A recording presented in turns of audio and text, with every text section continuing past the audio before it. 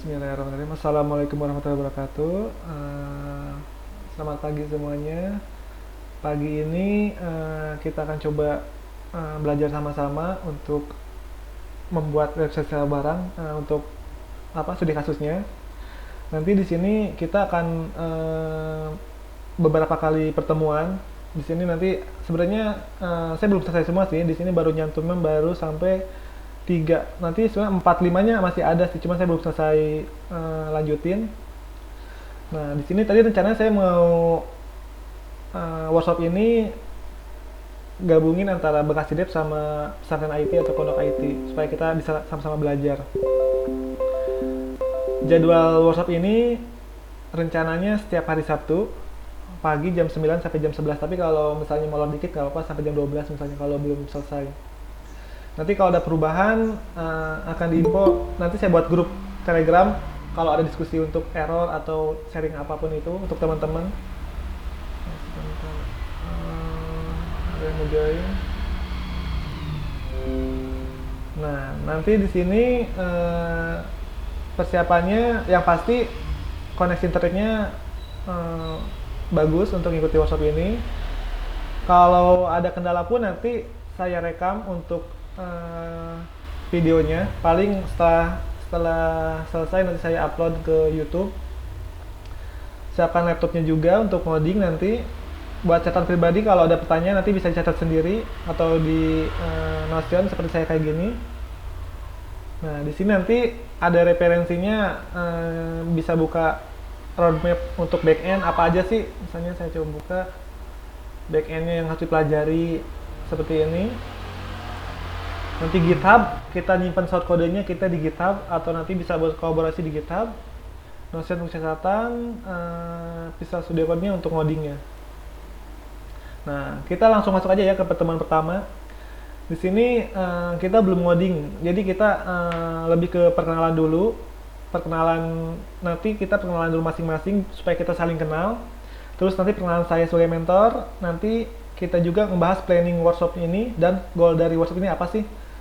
Setelah itu nanti kita tunjukin desain atau project yang mau kita kerjakan supaya ada bayangan apa sih yang kita buat dari workshop ini. Nah, nanti pun saya akan menjelaskan di sini seputar Laravel tentang routing, middleware, controller, request, eloquent, migration, dan shader. Terakhir, kenapa harus menggunakan Laravel sebagai backend. Nah, ini yang untuk siapa juga untuk pertemuan depan. Kalau mau ngodingnya di pertemuan depan kita nanti akan ngoding, jadi harus siapin dulu kalau bisa akun GitHub, browser PHP-nya 8 ya, karena kita akan menggunakan Laravel 9, minimal PHP 8. Kalau PHP 7 nanti keinstallnya masih Laravel 8. Composer, Node.js, dan text editor. Mungkin kita bisa langsung mulai aja perkenalan dari teman-teman dulu supaya kita saling kenal dulu. Mungkin boleh mulai dari siapa dulu yang mau kenalan dulu. Nanti kalau kecepatan bilang aja ya untuk ininya. Oke, boleh mau Baik, Mas. kenalan dulu dari teman-teman yang lain supaya pada saling kenal sama saya. Mungkin dari Ana dulu aja, Mas. Oke, boleh. Untuk perkenalannya apa aja nih, Mas? Ya, biasa misalnya nama, terus skill yang sekarang lagi pelajari, terus misalnya harapannya gimana gitu. Dengan mengikuti workshop ini. Oh, siap. Baik, bismillahirrahmanirrahim. Perkenalkan, nama saya David Ismail. Saya berasal dari Cianjur, biasa dipanggil David. Saat ini di pesantren IT, saya kegiatan sehari-hari mengajar santri sebagai mentor di divisi backend, dan di backendnya juga kami di sini pakai Laravel. Nah, jadi ini berhubungan sama workshop yang saat ini kami ikuti.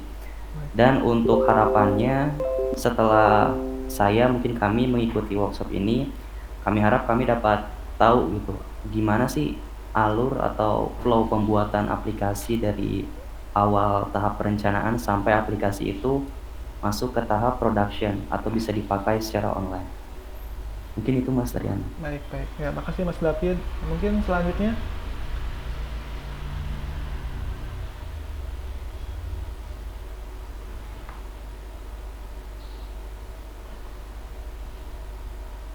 Atau Mas David aja ngabsen untuk lanjutnya siapa yang untuk perkenalan diri?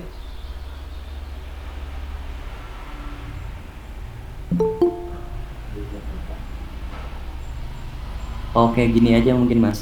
Setelah ada yang kenalan, mungkin nanti yang kenalan itu dia me, apa ya, ngenotis orang yang selanjutnya untuk kenalan. Oh, Mungkin, oke oke oke. nah oke, mungkin abis ini, mungkin dari Mas siapa ya, Mas Faizal mungkin, Mas Faizal Jumaidi. Silakan Mas, bisa perkenalan. Tes, Bismillah. Ada nggak suaranya ya? Ada. Ya, perkenalkan nama saya Faizal Jumaidi. Saya berasal dari Purbalingga, Jawa Tengah. Divisi di sini sebagai santri belajar mobile developer. Ini, Model. tapi ini kayak belajar backend juga ya, nggak apa-apa. Hmm. Belajar hal baru. Berarti sekarang kesibukannya di mobil apa Mas? Masih belajar mas, Iya, pakai apa? pakai React Native. Oh, udah kreatif. Oke, berarti ntar belajar dikit-dikit ke backendnya biar ada bayangan juga di backend seperti apa. Terus selanjutnya setelah Mas Faizal, Selanjutnya Sulaiman.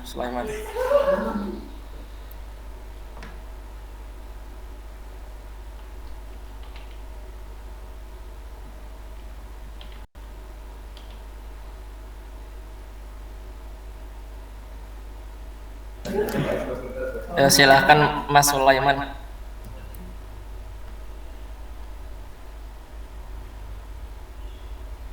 Mas Sulaiman Abdul Wahab bukan?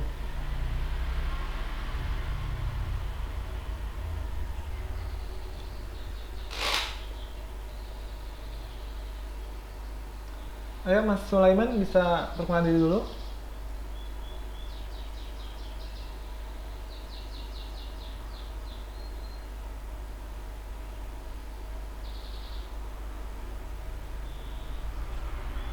Ayo nih, siapa lagi yang mau perkenalan dirinya?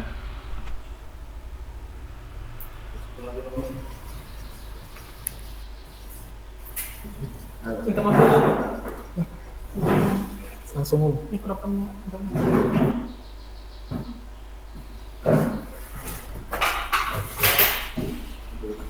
Assalamualaikum. Waalaikumsalam.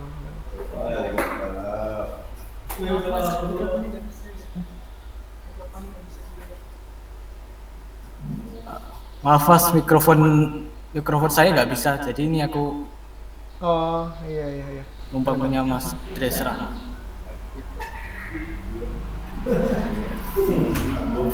Nama saya Sulaiman Abdul Wahab. Saya asalnya dari Bantul. Saya sekarang belajar back end. Muridnya Mas Muhammad David Ismail. Oh, Muhammad Rafi. Belajarnya backendnya ke Laravel atau gimana?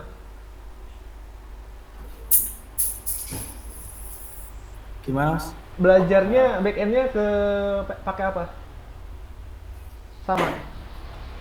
Pakai Laravel juga. Sekarang PHP Laravel. Oh, oke. Sulaiman. Selanjutnya siapa Mas? Setelah Mas Sulaiman. Selanjutnya Mas Dedi ya.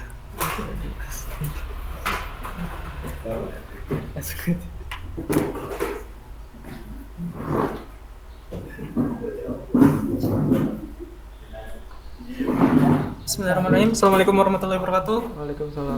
Perkenalkan, nama saya Dedi Setia Rahmat, panggilannya Dedi, asal dari Kalimantan Selatan. Saat ini belajar di backend programmer, backend programming Oh, backend di Laravel. Laravel. Ya. Prosesnya baru ke Laravel apa sudah pernah ngerjain project? Saat ini masih belajar, Oh, masih belajar. ngerjain mini project baru. Oh, ini project. Oke, selanjutnya Selanjutnya ke Arul Izharul Haq. silakan. Ya,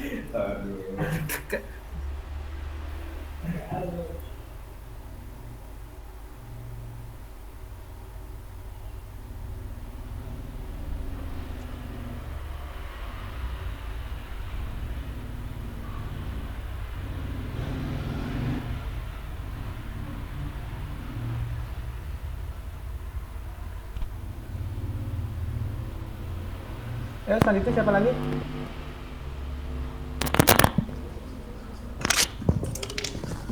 Bismillahirrahmanirrahim. Assalamualaikum warahmatullahi wabarakatuh. Waalaikumsalam. Perkenalkan, nama saya Izharul Haq, bisa dipanggil Arul, asal dari Manado, Sulawesi Utara. Status di sini saya belajar, saya di sini sebagai santri yang belajar programming divisi mobile developer. Mobilnya pakai React juga, Mas? Iya, sama sama. kayak Mas Faizal. Oh, berarti di pesantren itu tuh back-end-nya Laravel, front-end-nya atau mobilnya pakai React Native? Iya. Oh, oke, oke. Nah, selanjutnya? Selanjutnya Mas Irsyad.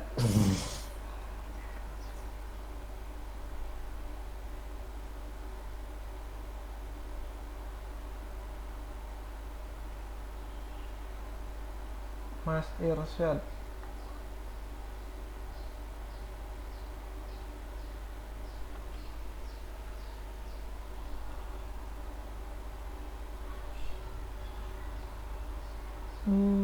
Mas Irsyad bisa open mic-nya? Nice. Iya, masuk, Mas. Ada musiknya.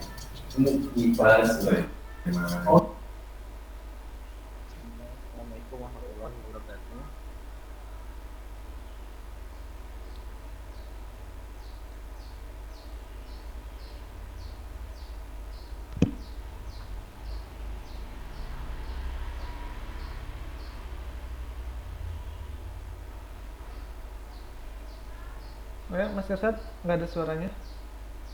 Halo. Bismillah, Assalamualaikum warahmatullahi wabarakatuh. Sekarang ada. Perkenalkan, nama saya Yafi Irsyad. Saya asal Sumatera Selatan. Sekarang belajar di pesantren IT, divisi programmer, mobile developer. Ya, Oh, mobile developer ya. Oke, selanjutnya setelah Mas Irsyad. Faiz.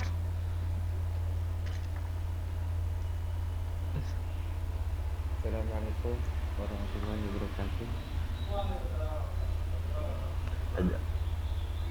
Ada suara nggak? Ada. Perkenalkan, nama saya Muhammad Faiz Abdullah, dari Depok,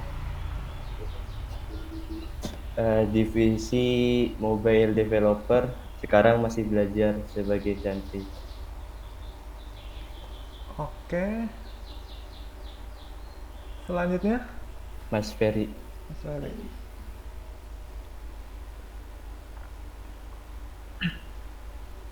Tes satu. Ada suara. Masuk.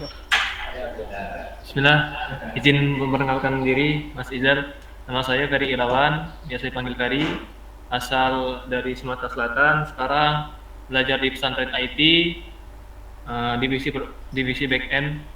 Muridnya Mas David Ismail. Oke, back end juga ya berarti. Selanjutnya siapa? Selanjutnya yang terakhir Hanif.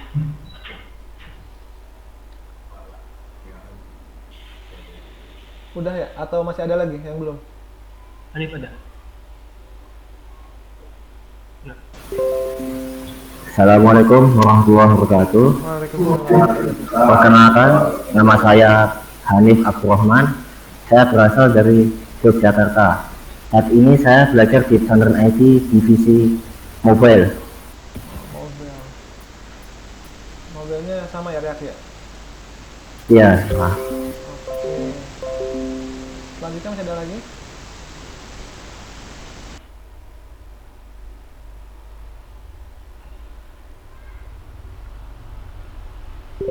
Mas Fadi.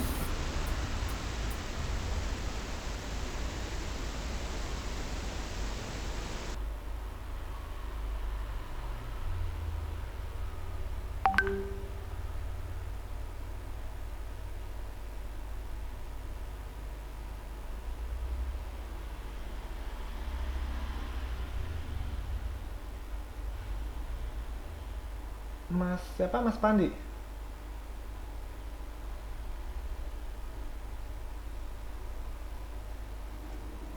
Bismillah, Assalamualaikum warahmatullahi wabarakatuh. Perkenalkan, nama saya Fandi Ahmad. Saya dari Serang, Banten, umurnya 22. Masih belajar di pesantren IT, divisi programmer back-end, PHP Laravel. Oke, setelah Mas Pandi, siapa lagi selanjutnya?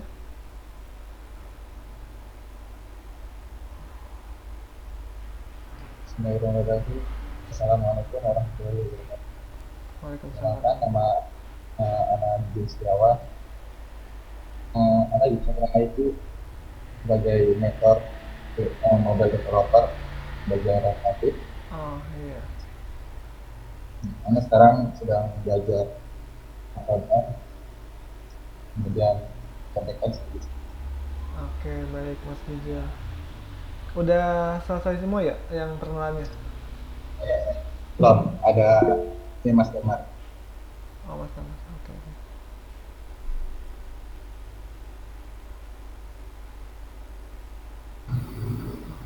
Bismillah. Kedengeran? Kedengeran Mas. Bismillah. Assalamualaikum warahmatullahi wabarakatuh. Waalaikumsalam warahmatullahi wabarakatuh. Perkenalkan, nama saya Indra Damarsati, dipanggil Damar. Saat ini saya belajar di pesantren IT sebagai asisten mentor mobile, menemani Mas Jujun. Dan kesibukan saya sekarang belajar React Native dan sedikit-sedikit tentang Node.js. Ya, sekian. Baik Mas, terima kasih Mas perkenalannya. Baik. Ada lagi setelah Mas Damar?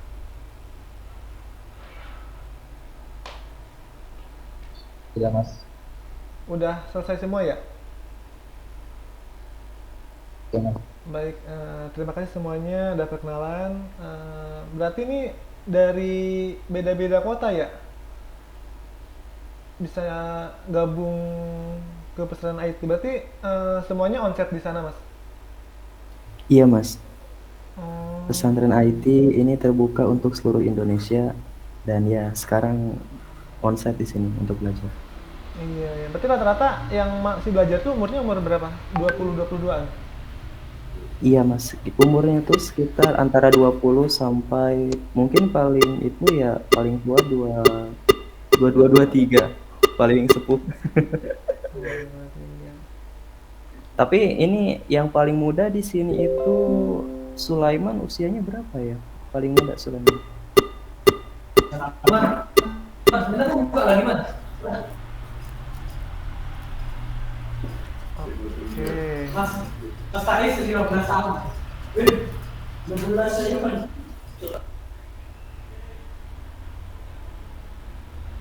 Oke, mungkin ya kadang katanya programmer itu biasanya depan laptop jarang bicara, makanya suka malu-malu gimana gitu. Tapi sebenarnya komunikasi itu sangat penting sih. Nanti di dunia kerja pun atau freelance pun pasti adanya komunikasi. Pelan-pelan saya pun belajar gimana komunikasi dengan baik dengan atasan atau dengan klien. Sampai sekarang saya pun masih belajar. Ini pun workshop pertama saya gitu. Rencananya kedepannya saya pun mau membuka workshop selanjutnya. Oke, setelah perkenalan kita lanjut sesuai agendanya. Perkenalan saya sebagai mentor di sini.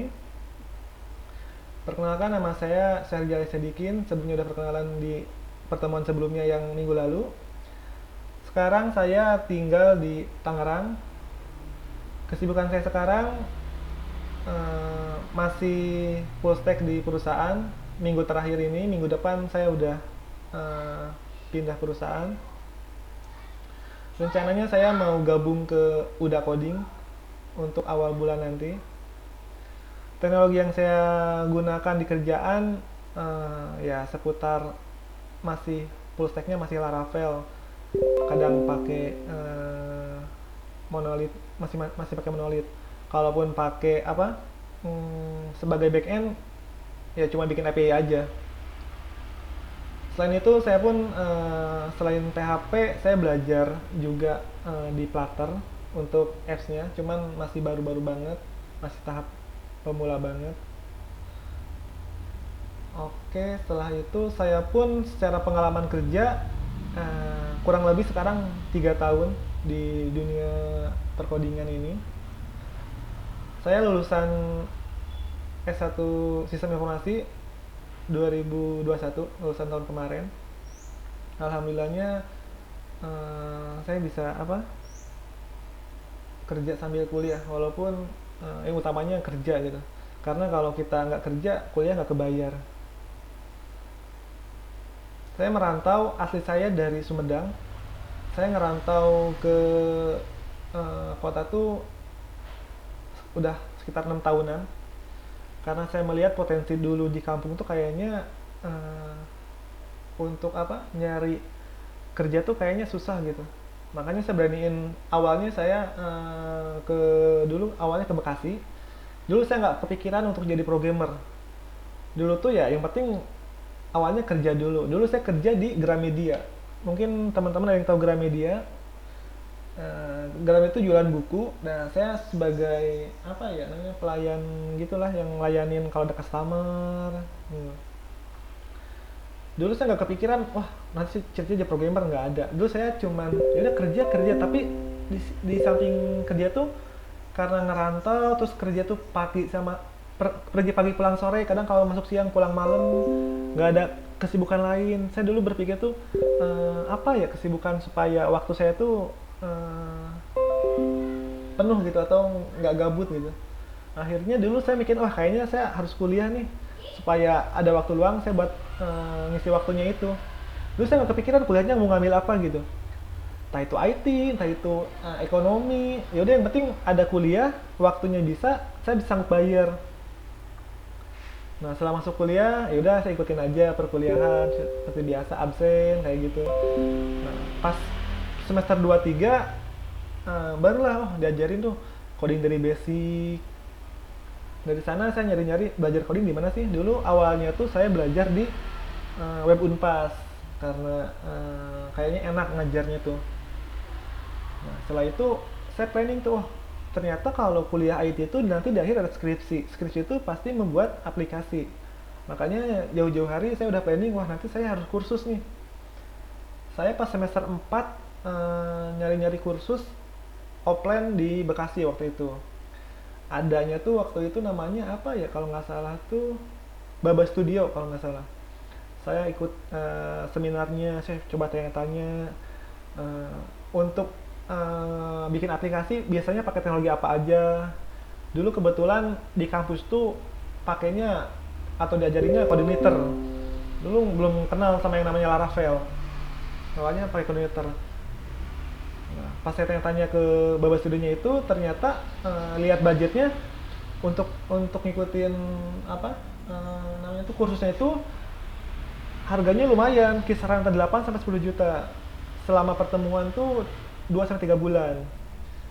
Dulu mikirnya wah 8 juta ini aja saya bayar kuliah sama kontrakan aja pas-pasan, gimana mau bayar untuk kursus gitu. Akhirnya nyari lagi yang lain. Nah setelah itu ketemulah website online untuk belajarnya itu, langsung studi kasus. Saya pertama belajar tuh di Bukit Angga. Dulu masih semester 4 tahun 2019 kalau nggak salah.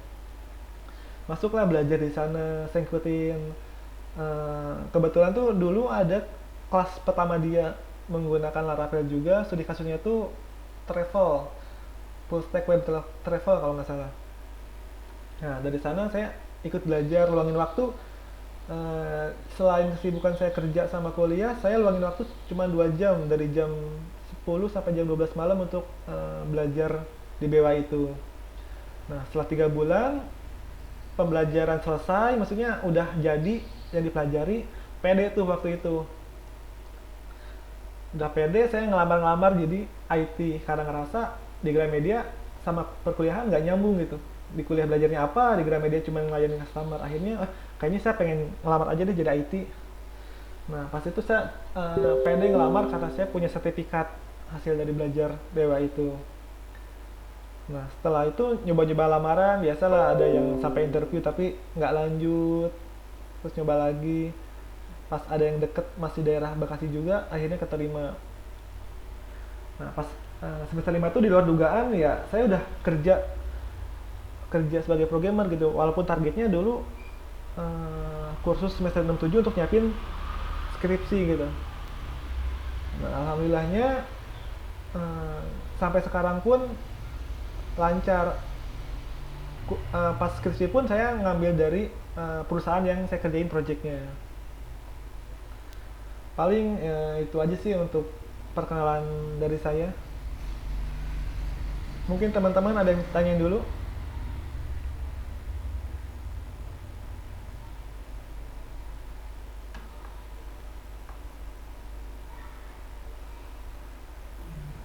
Izin bertanya Mas, Ya, silakan Mas. ini terkait tadi yang ketika Mas ketika tadi nyari kerja itu Mas, kondisinya apakah masih kuliah atau sudah selesai kuliah Mas? Nah, kebetulan saya waktu itu masih kuliah semester 5. Jadi ya saya ngelamarnya sebagai SMK. Tapi dengan PD-nya saya waktu itu saya udah, karena udah belajar hasil di BWA-nya, saya punya sertifikat, terus saya online kan atau simpan di hosting untuk project yang dikerjakannya. Jadi ketika interview itu saya bisa ngeyakinin bahwa saya udah bisa ngebuat sistem gitu. Walaupun ijazah cuma SMK. Oh, jadi yang terpenting itu portofolio ya Mas? Betul. Soalnya ketika interview tuh nanti kita nunjukin portofolio apa yang kita kerjakan. Kalau di lokal kan kita susah, misalnya harus jalanin dulu PHP Assistant atau database. Kalau udah di server kan atau hosting udah tinggal buka JWRL-nya, terus kita presentasiin bahwa ini yang kita buat, spesifikasinya apa, teknologinya apa aja, kayak gitu. Baik Mas.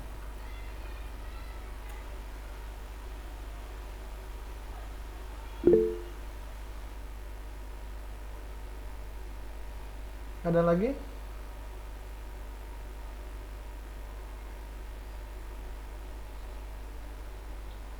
Kalau nggak ada Bismillah. Ini bertanya Mas. Oke. Itu Mas belajar di WBA ya Mas? Awalnya Web Unpas. Basicnya di Web Unpas. Web Unpas. Menurut Mas yang lebih Mas pahami belajarnya tuh, yang bikin Mas tuh jago tuh di kuliahan atau belajar di Web Unpas atau WBA gitu Mas? Efektif yang mana yang lebih efektif? Sebenarnya kalau pengalaman saya pribadi, kuliahan pun jarang yang benar-benar fokus kuliah langsung expert gitu. Ya kebanyakan nyarinya di luar. Jadi yang bagus tuh ya convert antara kita ambil basicnya di perkuliahan yang apa yang bisa diambil, tapi ternyata di luar. Soalnya dosen pun pasti ngasih tahu ilmu yang ada di kuliah itu cuma 20%. Sisanya kalian cari di luar. Nah, cuman aktif di kampus pun bagus untuk nyari referensi atau relasi gitu. Disarankan sih kalau ada kesempatan kuliah ya misalnya kuliah, cuman yang utamanya nyari itunya di luar.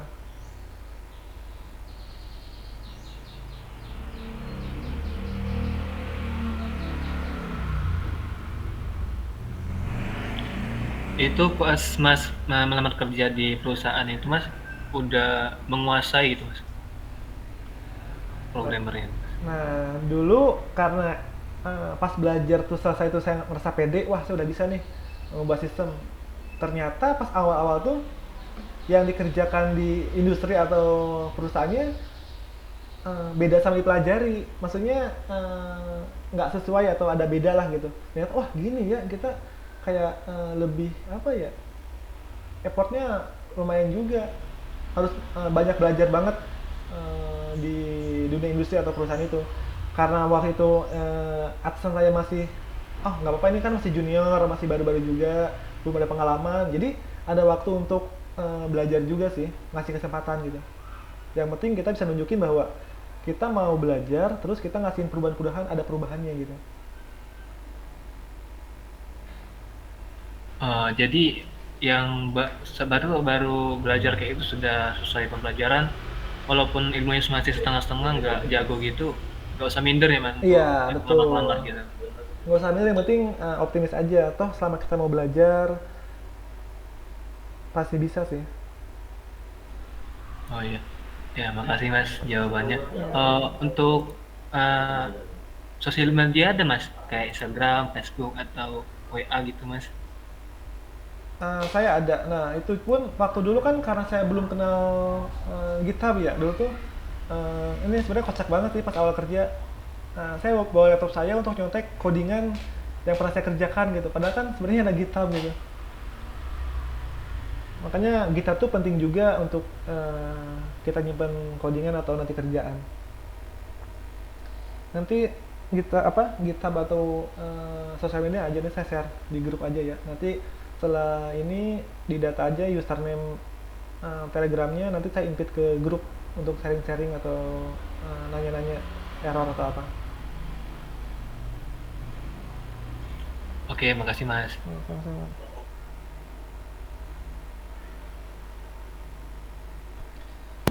Assalamualaikum mas. Iya. Saya mau nanya mas.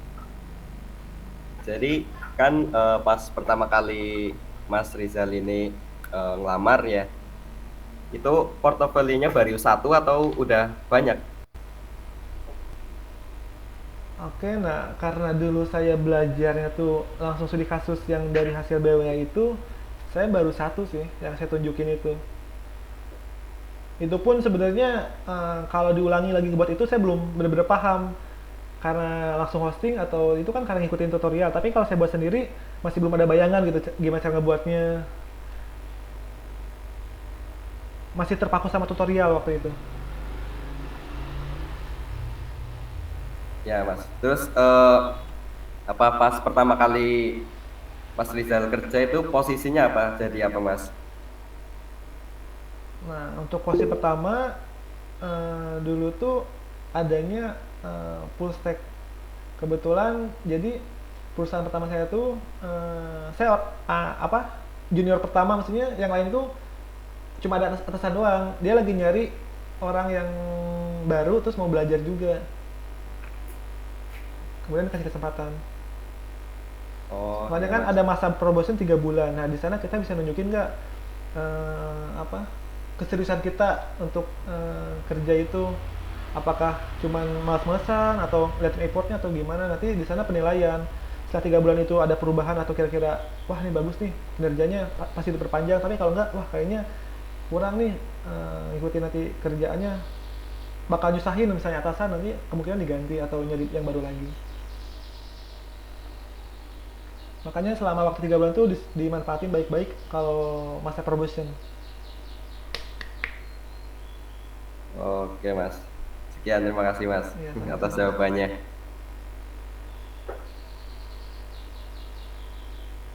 Yang lain mungkin ada yang nanya lagi? Kalau udah nggak ada lagi, kita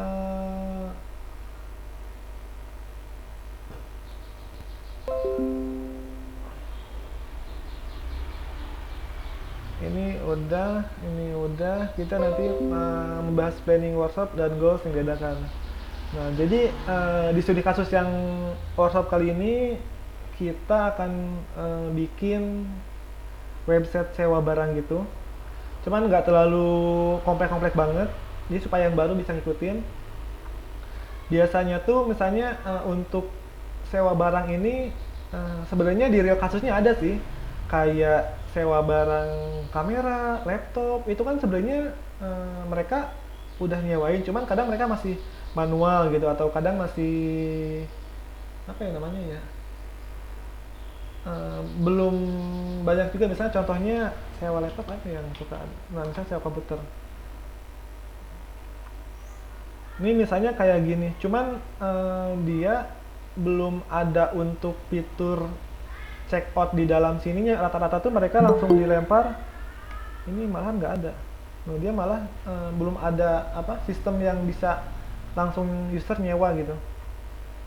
Nah mungkin studi kasusnya bisa ngambil dari sini, seolah-olah kita nyewain untuk sewa laptop atau sewa apapun itu, bisa motor sewanya atau kamera. Nanti di apa di CMS-nya ada beberapa kategori. Jadi nanti di dalam CMS-nya tuh udah pasti ada produk, ada kategori, udah ada harga diskon. Nah harapannya dengan adanya workshop ini teman-teman bisa banyak belajar, yang tadinya tidak tahu menjadi tahu, yang udah tahu menjadi lebih tahu lagi, bisa jadi portofolio juga. Kalau mau nyari kerjaan atau proyekan juga bisa dieksplor lagi. Nah harapan saya tuh selain ngikutin ini nanti bisa dikembangin lagi tuh, misalnya nih kira-kira apa aja sih yang fitur yang belum ada. Nah kalau syukur-syukur bisa belajar bareng-bareng lagi, menambah fitur apa, nanti di grupnya bisa sharing-sharing lagi. Misalnya nih, Mas saya mau nambah fitur ini, nanti mohon dibimbing ya atau caranya gimana, nanti bisa diskusi di grup itu. Semoga aja dengan adanya workshop ini bisa ngebantu teman-teman yang belajar.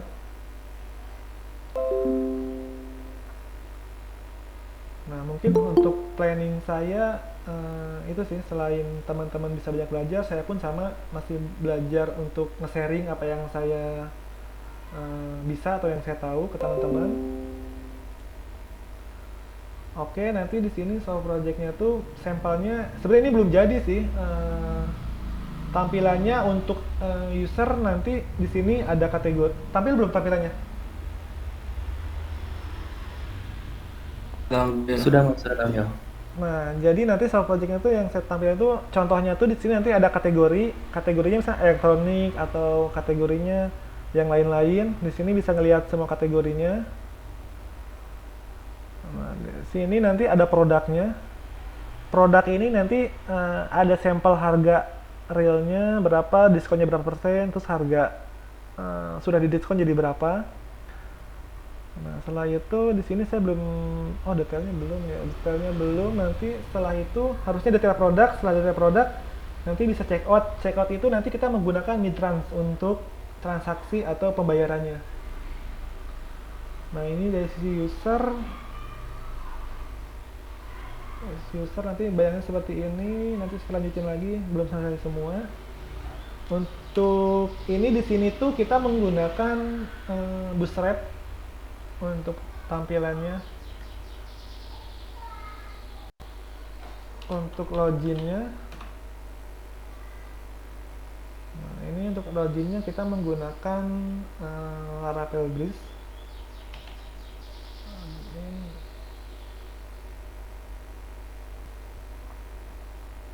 Nah ini sederhana aja sih. Nah di sini nanti ada kategorinya apa, ada gambarnya juga tadi yang tampilin di user.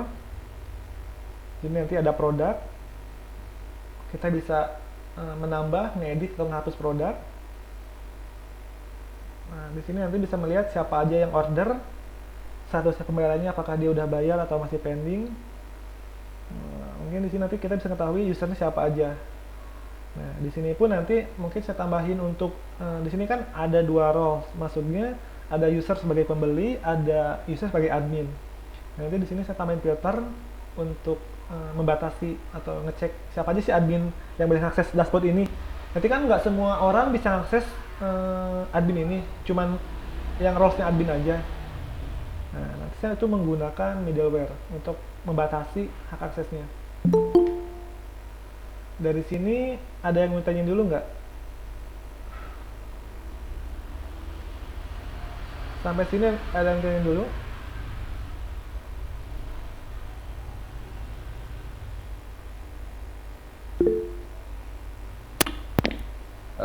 Ini tampilannya pakai Bootstrap, Mas. Betul. Oh, jadi kita nanti belajar Bootstrap juga gitu dari awal gitu.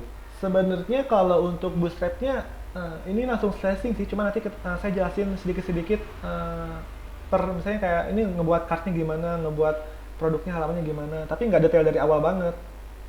Jadi nanti saya udah kasih ada template untuk front end sama back endnya. Nanti bareng-bareng untuk apa namanya nge-slicing dari HTML ke Laravel-nya itu. Jadi kalau misal kita sebelumnya nggak ada apa pengetahuan tentang Laravel atau PHP, jadi bisa mengikuti nggak Mas ini kira-kira kita? Bisa aja sih, cuma nanti sedikit bingung aja. Ya. Bisa aja, cuman nggak apa, nanti supaya ada bayangan aja. Oke, Mas. Nanti saya jelasin juga dari Laravel-nya sendiri, apa aja fitur-fiturnya yang boleh kita gunakan. Yang belajar lagi masih bingung. Ini berarti yang belum belajar belajar PHP dulu ya, Mas? Disarankan sih, iya belajar OP-nya dulu sih.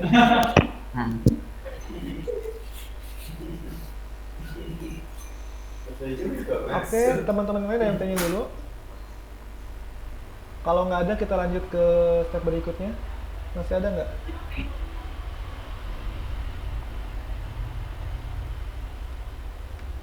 Kalau nggak ada, kita sawahnya ini udah.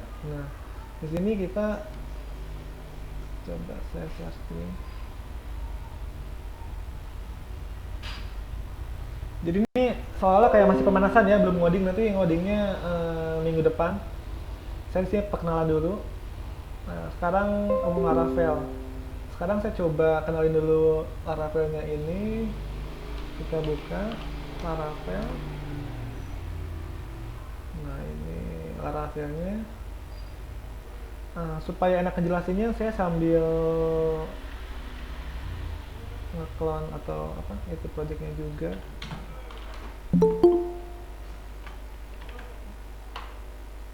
Sebentar. Di sini saya memperkenalkan routing. Sebelum routing kita install dulu Laravelnya. Gimana sih cara install Laravelnya? Oke, di sini caranya yang lebih simple atau yang bisa saya gunakan menggunakan Composer Create projectnya. Kita tinggal kopas di sini. Nah, kelihatan nggak atau kurang besar? Kurang besar, Mas. Nah, ini nama projectnya saya coba buka misalnya example aja. Secara otomatis dia kalau Laravel PHP-nya 8 otomatis install Laravel terbaru, tapi kalau mau spesifik ke versinya bisa menggunakan misalnya kita menggunakan 9 titik berapa gitu, 9 titik berapa, ini bisa juga kayak gini. Cuman kalau yang lebih simple ya langsung aja nama projectnya apa. Buat perkenalan. Nah, di sini menggunakan 9.3. Kita coba install dulu Laravelnya supaya nanti ngejelasin untuk apa routing middle-nya lebih enak kalau ngelihat langsung cara pembuatannya atau codingannya. Kita sambil belajar baca dokumentasi juga. Setelah install, kita tunggu dulu beberapa menit. Kalau ini tergantung koneksi internetnya, bisa jadi kalau internetnya lemot bisa lama juga. Tapi kalau cepat ya biasanya cepat.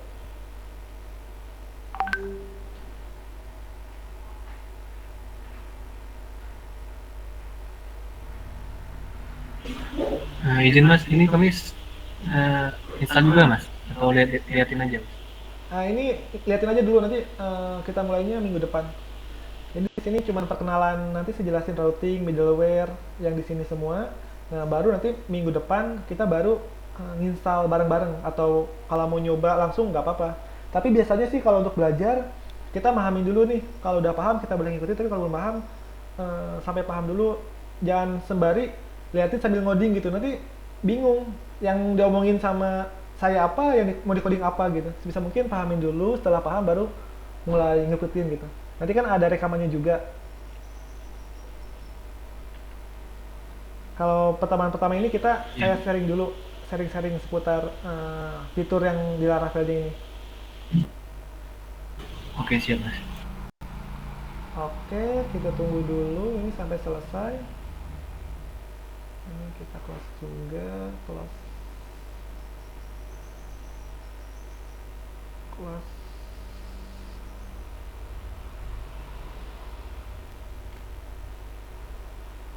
Routing. Nah, di sini keterangannya udah selesai. Kita bisa coba langsung ke nama projectnya, cd itu untuk pindah directory. Lalu php application sort. Nah, ini untuk menjalankannya biasa php application sort. Nanti keluar port, bisa langsung open. Nah, ini tampilan awal si Laravelnya, misalnya ada faul, dia tampilan seperti ini. Oke, kita yang pertama tuh routing. Ini yang penting sih sebenarnya untuk di Laravel ini. Kita bisa cari routing basic. Nah, di sini saya analoginya biasanya untuk routing itu seperti ngasih jalan sih, atau ngasih jalur. Kalau kita mau ke halaman home, kita buat dulu nih jalurnya. Oh, kita mau ke home, buat dulu. Misal contohnya di sini seolah-olah manggil greeting. Kita buka aja route ini adanya di dalam. Coba saya import dulu foldernya, example. Nah, route ini dia ada di route web.php. Nah, di sini pun ada dua nih, ada api.php, ada web.php. Yang lainnya abaikan dulu karena jarang kepake. Nah, untuk web biasanya kita ngebuat di dalam web.php. Nah, kalau untuk API simpennya di sini, secara otomatis dia ngebuat route yang ada API-nya. Nah, ini yang tadi secara default dia ada /welcome-nya. Nah, kalau kita cara ngebuatnya, pertama kita panggil route-nya dulu, kedua kita panggil metodenya. Biasanya tuh ada get, ada put, ada delete, dan yang lain-lainnya. Contohnya seperti ini, misalnya kayak tadi greeting misalnya, atau home, misalnya kayak home. Nah, di home ini kita bisa langsung manggil function, misalnya return-nya string, ini return home. Nah, kalau kita langsung coba buka kayak tadi home, nah dia mengembalikan isi string yang dibuat tadi, returnnya home. Nah, jadi routing ini setiap kita membuat mau kemana harus dibuat dulu jalannya atau routingnya di sini. Nah, sekarang setelah default-nya dia di sini ada di web.php navigation-nya. Nah, kalau kita mau menambah ini kan misalnya kalau project kita udah besar kan nggak mungkin semuanya nyimpen logiknya di routing ini. Makanya di sini sampelnya tuh kita ngebuat controller. Contohnya buat controller untuk manggil entah itu view-nya, misalnya contohnya di sini kita nambahin controller. Karena di sini kita belum ada, kita tambahin dulu. Mana nih sampel, kita tambahin dulu misalnya contohnya controller php application controller, misalnya contohnya home controller. Nah, sukses. Di sini kita kasih contoh manggilnya jangan langsung return tapi manggil controller. Kita panggil home controller index home. Nah, jangan lupa biasanya kalau kita pakai extension dia otomatis kepanggil, cuman salah lokasi ini bisa jadi error. Contohnya di sini manggil home controller yang ada di dalam controller. Kalau kita pengen lihat di mana sih ini berada, kita bisa lihat di app, http, controller, nah controller. Nah, ini yang barusan kita buat. sini kita bikin public function index, return-nya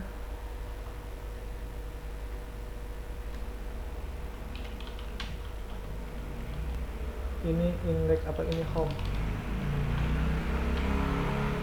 Kalau kita buka lagi maka yang tadi hasilnya, nah ini sama returnnya. Jadi untuk biasanya kalau bikin proyeknya kecil kayak portofolio misalnya company profile cuman halaman-halaman aja, bisa langsung di sini menggunakan return view-nya. Tapi kalau semakin besar nggak mungkin naruh di sini, kita bisa bikin controllernya untuk menaruh logiknya. Setelah routing, nah ini yang tadi untuk metodenya tuh ada get, post, put, patch, delete option.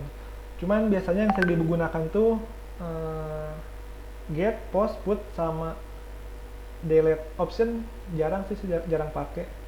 Patch pun jarang juga. Atau di sini match, dependent injection. Nah di sini pun nanti bisa nerima request kalau ada request dari view-nya, atau di dalam form-nya bisa ngirim request. Ini ada redirect juga, nanti logiknya setelah berhasil redirectnya mau kemana. Nah di sini bisa langsung return view-nya bisa langsung seperti ini ngirim data. Nah kalau kita pengen lihat list apa aja sih yang ada di dalam route kita bisa menggunakan PHP Artisan Route List. Kita bisa contohnya PHP Artisan Route List. Nah, di sini udah ada default-nya yang tadi di API ini ada API user otomatis, ini home. Nah, ini yang ada di vendor bawaannya si Laravel ini. Walaupun di sininya nggak ada, tapi dia ada sebenarnya. Biasanya tuh untuk kalau kita pakai autentikasi dari Laravel seperti Breeze itu, dia di sininya nggak ada di route web.php-nya, tapi dia kebaca ada karena dia istilahnya di hidden sama Laravel-nya itu.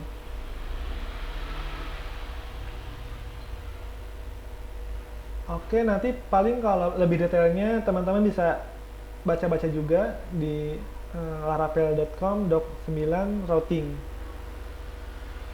Di sini pun ya nanti saya kasih contoh untuk, nah misalnya di sini ngirim parameter ID. Misalnya saya coba kopas aja, kopas ke dalam sini. Nah ID ini tuh dia dinamis sesuai yang dikirim dari URL-nya. Misalnya nih saya ambil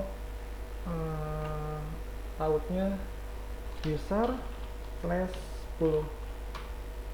Nah, di sini dia mengembalikan user 10. Jadi si ID ini secara dinamis manggil ke sini.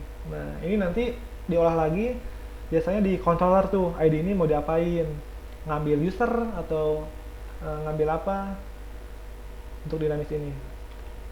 Nah, selain ngirim parameter ID ini, di sini ada namanya opsional. Jadi biasanya kalau ngirim di route-nya itu nggak pakai ini, dia wajib diisi kalau nggak ada error, tapi kalau ini opsional. Opsional tuh contohnya kita tambahin di sini, tambahin tanda tanya, ID tanda tanya. Kalau kita akses, contohnya tuh ID kan tanda tanya, ini tetap berubah kalau ada. Kalau nggak ada dia nggak ada, cuman biasanya error. Nah, closure itu argumen user. Oh iya, return jangan, harusnya kasih default nol.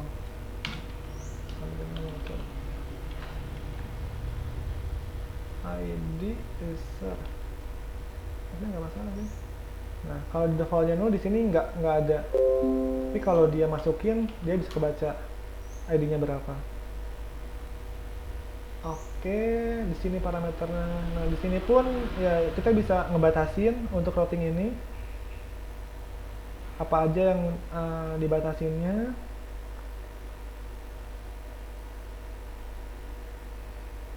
Nah, untuk route ini biasanya pemanggilannya biasanya saya menggunakan name.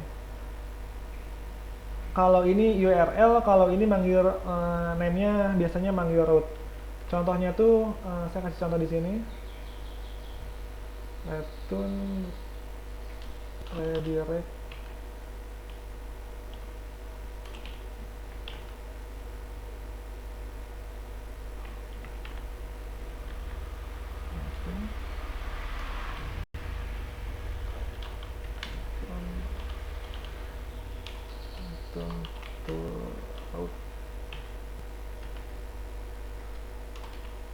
Nah, teman-teman di sini bisa ada dua cara, bisa menggunakan redirect langsung URL-nya atau menggunakan to route name-nya. Name ini ngambil dari, kalau kita buat misalnya ini kopas dulu contohnya. Nah, nanti profil ini kita dipanggil ke dalam root, tapi kalau pengen yang ini manggilnya ke redirect, atau biasanya kalau di dalam home itu dia manggilnya URL. URL masukkan nama URL-nya apa. Nah, kayak gini contohnya. Tapi saya biasa lebih simpel menggunakan ini sih. Jadi kalau ada perubahan, kita tinggal ganti aja name-nya ini. Ini nggak usah diabaikan aja. Yang penting name ini sesuai. Oke, nah ini contohnya to route profile.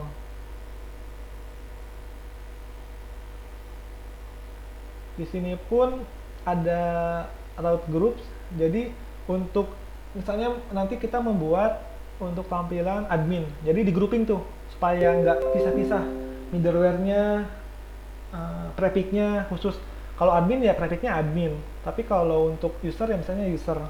Nanti di grouping semua route-nya ke dalam grup seperti ini. Nah, ini controller, nanti kita jelasin. Setelah itu subdomain routing. Ini saya pun jarang pakai sih kalau untuk subdomain routing ini. Nah, ini prefix nanti awalan, misalnya contohnya kayak ini. Nah, ini di sini pun contohnya prefixnya admin. Walaupun di controller di routingnya nggak nambahin admin, dia semuanya itu udah otomatis ada adminnya. Cukup satu di dalam grupnya itu. Nah, nanti yang paling penting tuh nanti kita belajar model binding. Model binding tuh secara otomatis dia ngambil user berdasarkan ID-nya. Nanti ada sampel cara lamanya gimana, cara yang model bindingnya gimana. Oke, di sini ada nanti menggunakan fitur soft delete juga. Soft delete tuh jadi walaupun data di user udah kehapus, di database masih ada. Nanti kita kalau perlu bisa dibalikin lagi data tersebut. Custom missing ini jarang, di sini untuk casting. Oke, mungkin nanti teman-teman di sini bisa sekalian baca-baca juga kalau pengen lebih detailnya. Kalau ada yang masih bingung nanti bisa tanya di grup. Untuk routing ini ada yang mau tanya dulu nggak dari teman-teman atau yang belum paham?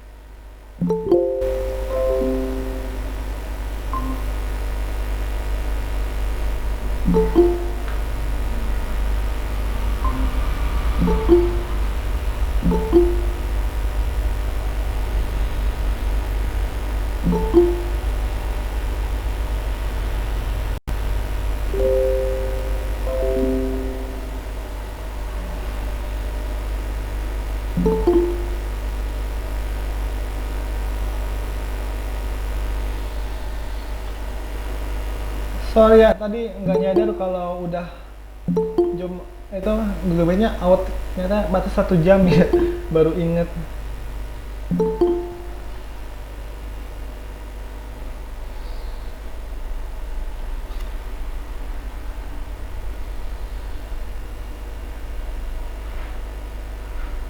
Oke, udah join semua ya, atau masih belum ada yang ini? Kirain tadi nggak ke out gitu.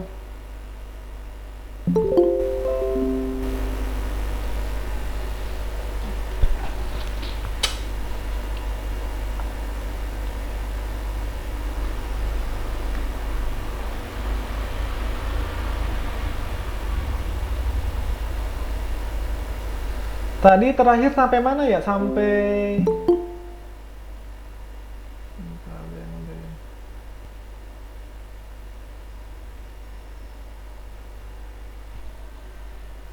Sampai itu Mas, tadi tuh home controller kayaknya. oh, home controller tadi ke out. Saya nggak nyadar pas lihat, oh ya udah 1 jam lebih. Nggak terasa juga.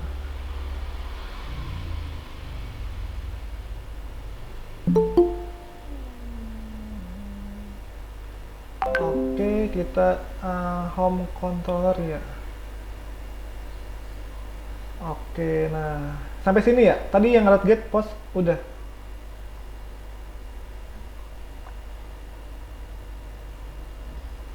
Nah, oke, lanjut lagi. Untuk route ini biasa yang digunakan tuh gate untuk ngambil data, post untuk ngirim, put biasanya untuk update, delete untuk hapus. Nah, kadang ada yang sebagian masih bingung gitu antara gate sama post aja. Gate tuh kan secara misalnya nih contohnya tuh untuk gate ini, nah ID itu dia nge-get 23 di URL, tapi sebenarnya bisa aja menggunakan post. Nah, kalau menggunakan post biasanya tuh ID-nya itu nggak kelihatan, dia pakai request misalnya user sama dengan 23. Nah, nanti yang ini diterima di controllernya biasanya kalau ngirim data pakai post. Jadi nggak kelihatan di URL-nya, tapi masih bisa kebaca.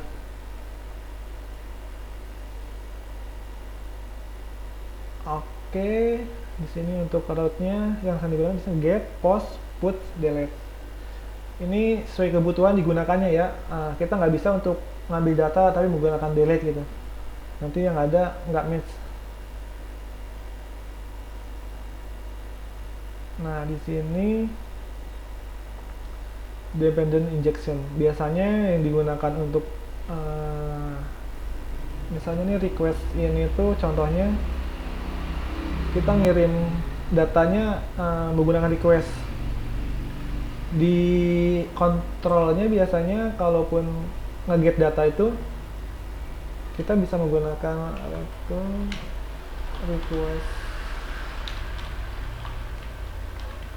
request all. Nanti untuk nge-get request. Nah, kalau nggak seperti ini biasanya bisa dipanggil requestnya dulu baru request.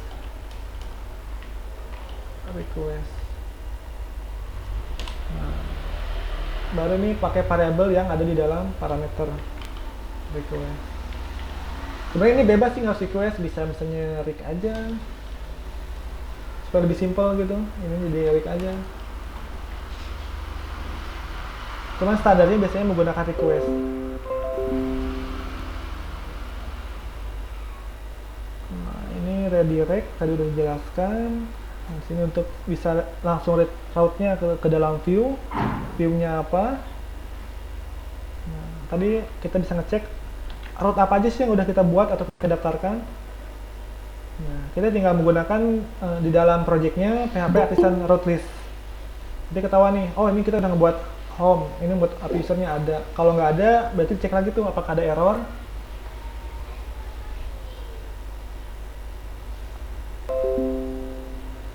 Nah, di sini pun kita bisa spesifik route apa sih yang mau kita cek, misalnya nih yang ada di dalam API. Coba kita tes route PHP ada notice pet API. Nah, jadi di API ini dia cuma menggunakan API user. Cek nih, misalnya ada nggak sih, benar ada nggak sih API user ini, kita cek ke dalam API.php-nya. Nah, di sini dia ada get user. Nah, secara otomatis kalau kita membuat di dalam API.php, di depannya ada API-nya. Misalnya nih, saya menggunakan di sini route-nya get home index tes di dalamnya tuh ini hamkornya di use, indexnya ini return tes API. Nah, kalau kita tes karena di dalam API berarti depannya harus ada API terus nama URL-nya. Nah, not found berarti route-nya nggak ada, pembuatannya coba cek lagi. Oh, tesnya nggak pakai T, berarti tes aja. Nah, dia muncul responnya atau hasil dari tes ini. Jadi nanti teman-teman bisa bedain kalau ngebuat API simpannya di dalam API.php, kalau ngebuat di web berarti simpannya di web. Supaya lebih spesifik aja. Oke, setelah itu, nah di sini parameter, kita bisa ngirim parameter. Biasanya tuh kita mengedit data, kita bisa pasti ngirim parameternya ID si user tersebut untuk diedit misalnya. Nah, di sini pun bisa ngirim beberapa parameter, bisa post. Contohnya di sini post sama komen. Untuk parameter udah. Nah, di sini optional parameter. Jadi optional ini dia nggak wajib. Kalau seperti ini kan istilahnya wajib, kalau nggak dikirim dia pasti error. Tapi kalau gini dia opsional. Contohnya seperti saya contoh komen yang ini.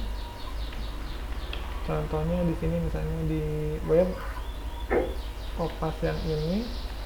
Nah, ID ini sebagai parameternya opsional. Kalau dia ada, dia dipanggil. Kalau nggak ada, defaultnya apa nih? Misalnya dia 0. Kita coba cek user slash misalnya ada 1. Nah, dia ada nih, berarti dia kepanggil. Tapi kalau dia nggak ada, ya, dia nggak error, tapi responnya nggak ada 0. Atau di sini misalnya data tidak ada. Data tidak ada. Nah, di sini muncul data tidak ada.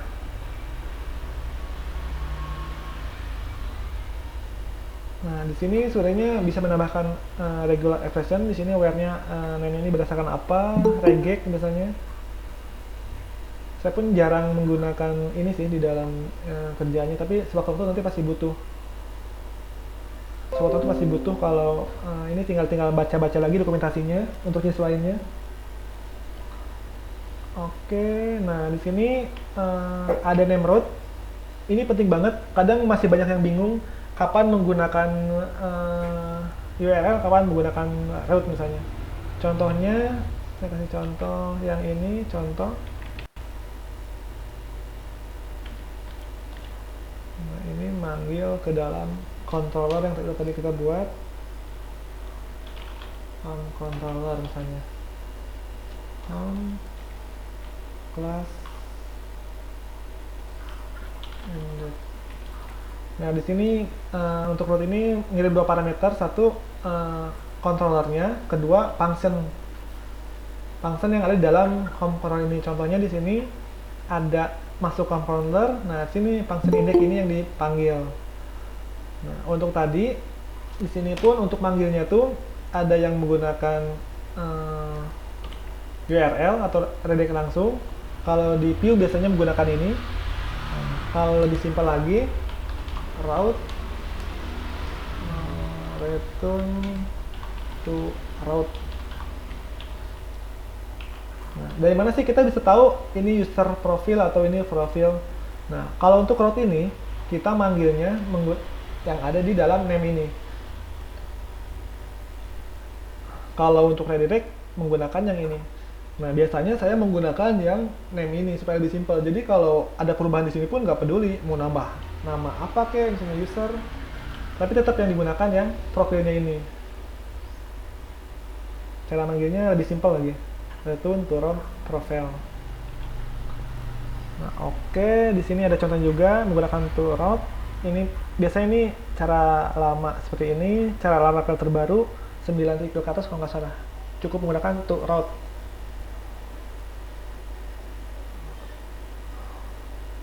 Nanti teman-teman bisa lebih detailnya, ya bisa buka-buka lagi sini. Nanti ada beberapa yang kita gunakan juga seperti root group untuk membatasi misalnya nanti kan ada admin, ada user. Nanti di grouping tuh mana rootnya untuk admin, mana rootnya untuk user. Jadi kalau semakin banyak, semakin besar projectnya supaya mudah maintainnya. Oh jadi tahu nih routing ini tuh untuk admin, ini untuk user gitu.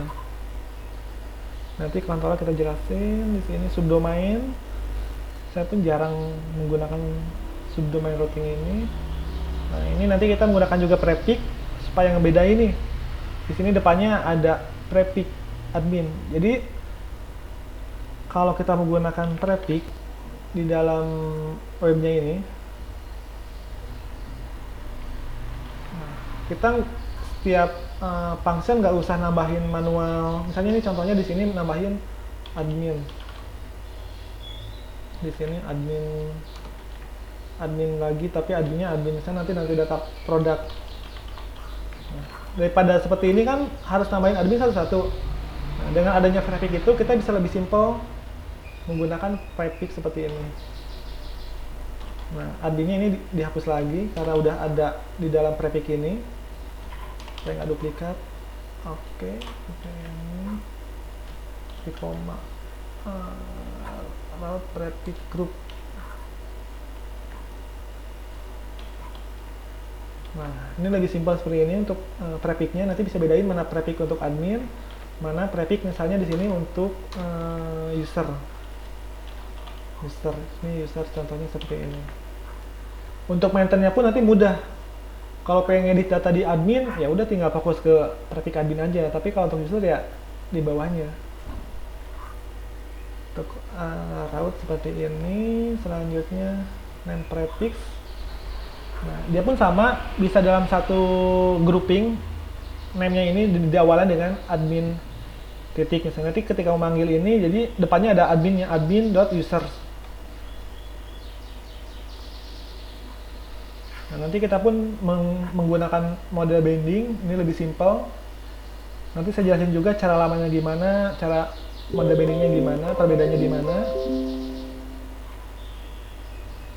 Nah, biasanya digunakan untuk edit, post, show, atau untuk delete juga untuk model binding ini. Oke, nanti lebih detailnya teman-teman bisa baca juga di sini. Untuk routing ini ada yang mau tanyain dulu nggak ya teman-teman? Atau ada yang belum paham atau kecepatan bicaranya?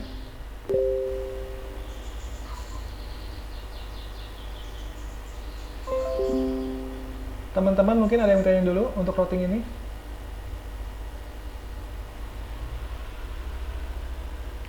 Kalau nggak ada, kita lanjut lagi ke yang selanjutnya.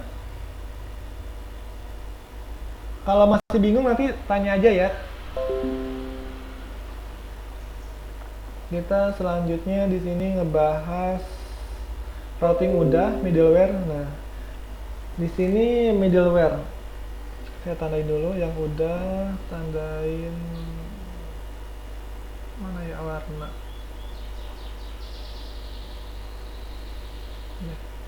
Selanjutnya middleware. Nah, di sini pun middleware itu sangat penting banget. Saya ibaratinnya middleware ini sebagai satpam, misalnya kayak satpam gitu. Ketika ada yang masuk ke halaman admin, nanti dicek dulu nih sama middleware. Misalnya nih cek nanti roles. Jadi setiap anggap aja orang yang mau masuk admin tuh roles-nya apa. Kalau dia roles-nya admin diperbolehkan, tapi kalau bukan admin dia nggak boleh masuk. Nah, nanti kita bisa handle sama middleware ini. Nah, bagaimana sih cara membuat middleware ini? Kita bisa menggunakan artisan. Kita coba langsung di sini kita menggunakan PHP artisan make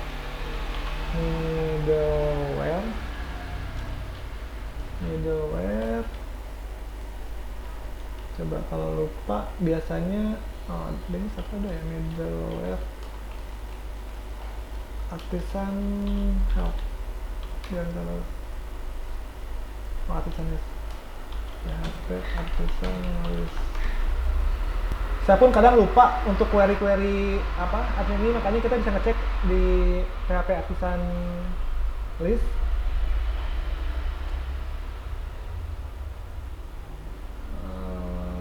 Apa aja sih yang artisan yang saya gunakan? Nah, di sini kita membuat middleware. Middleware itu berarti PHP make middleware ini. PHP artisan make middleware. PHP artisan make middleware. Nama middleware-nya apa? Misalnya is admin. Jadi nanti yang boleh akses ISAB ini role-nya admin. Nah, setelah ini kita membuat PHP artisan, nanti dibuat otomatis nih, sukses. Dia ada berada di dalam file http middleware is admin. Nah, di sini kita bisa naruh logic apa aja sih yang boleh aksesnya. Biasanya tuh misalnya dia cek dulu nih outnya, atau dia udah login belum. Out check. Dan kalau dia pengen dua kondisi, misalnya contohnya satu dulu deh, jika dia sudah login dan out usernya close, hanya belum ada, sama dengan admin. Nah, kalau dia admin, dia requestnya diperbolehkan, tapi kalau bukan, misalnya kasih return mau ke login atau mau kasih akses Anda bukan admin, bisa.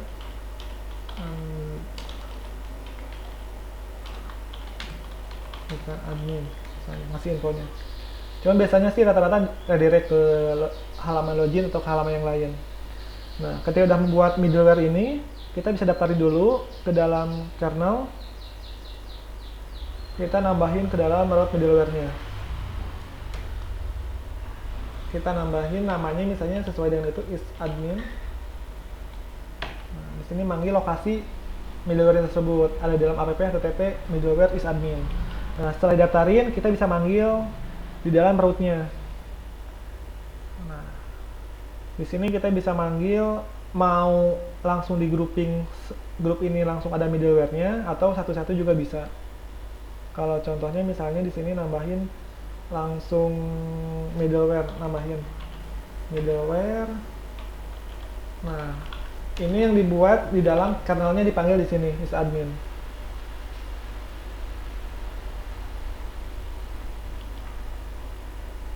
Oke, untuk penjelasan middleware seperti itu sangat penting banget, nanti bisa kepake banget di dunia kerja juga.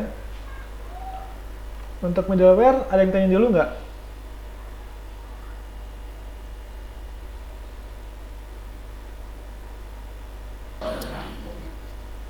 Lanjut Bang.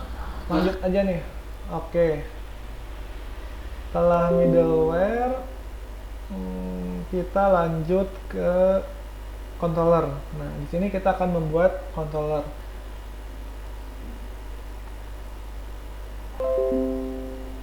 Untuk membuat controller, kita bisa menggunakan artisan PHP artisan make controller. Nama controllernya apa?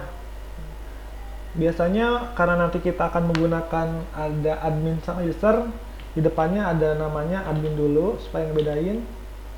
Misalnya nih user controller.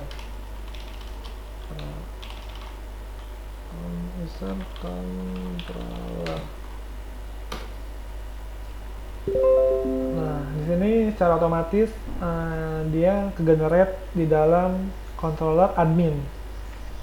Jadi nanti kita bisa ngebedain mana controller admin, mana controller untuk user. Nah, dalam ini ada user controller.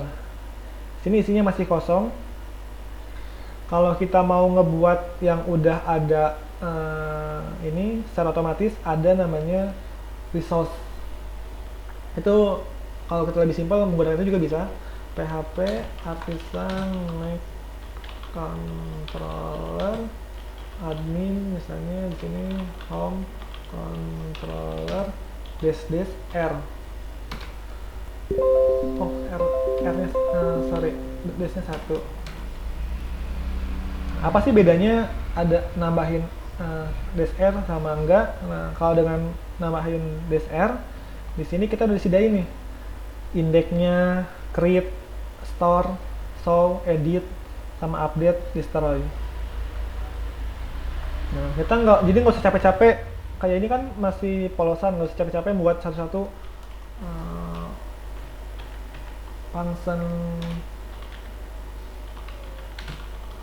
function index misalnya. Ini kan kayak gini. Terus satu lagi function edit,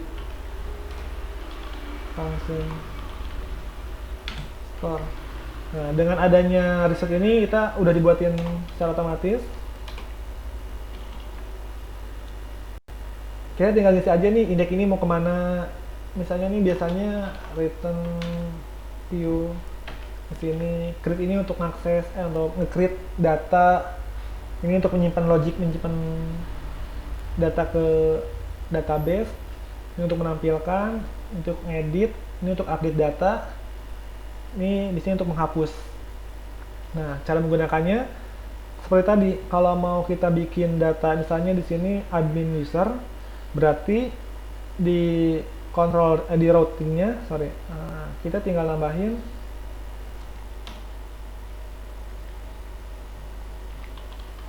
route get misalnya user.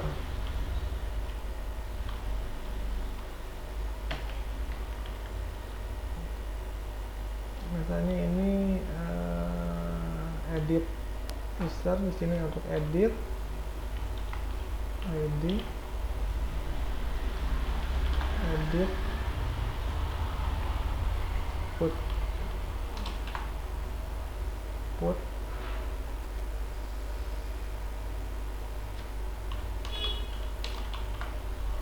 edit put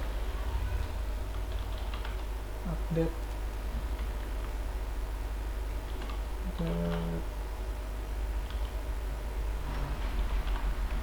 Nah, biasanya ini cara lama atau yang bisa digunakan seperti ini. Ada yang lebih simpel lagi, misalnya nih kita coba lihat dulu nih route yang udah kita buat, apakah ada bentrok atau error enggak. Kayak tadi misalnya PHP artisan route list. Nah, di sini udah ada nih put, delete, edit. Nah, sebenarnya ada cara lebih simpel lagi yang seperti ini. Kita menggunakan resource. Resource tuh kita sekali query bisa ngebuat semua yang ada di dalam kontrol ini. Nah, dengan cara depannya nggak menggunakan get, put, delete, tapi menggunakan resource. Kalau kita lihat hasilnya, si resource ini, artisan route list. Nah, dia juga sama, dia ke create otomatis, untuk get-nya ada, put-nya ada, delete-nya ada. Nah, di sini pun udah otomatis ngebaca user, index, store, create, show, update, destroy.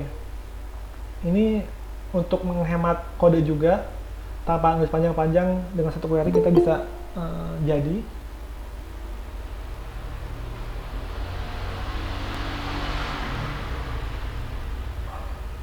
Sampai controller ada yang tanya dulu nggak?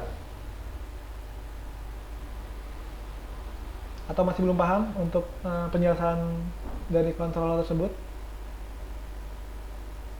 Ayo yang mau bertanya, bisa aktif ya teman-teman. Iya, jangan malu-malu ya, kalau masih bingung tanyain aja. Nah, di sini pun sebenarnya kalau yang belum paham OOP agak bingung sih. Kok bisa di dalam controller manggil function gitu. Nah, kalau coba sebentar HP.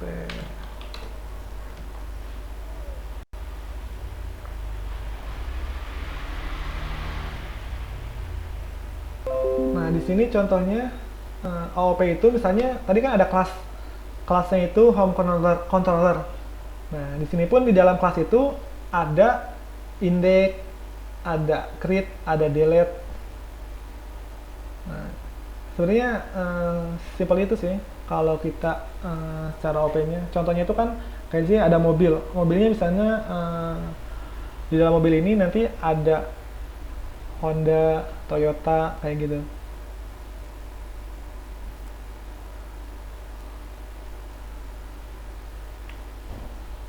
Mungkin kalau yang mau ditanya boleh tanya dulu.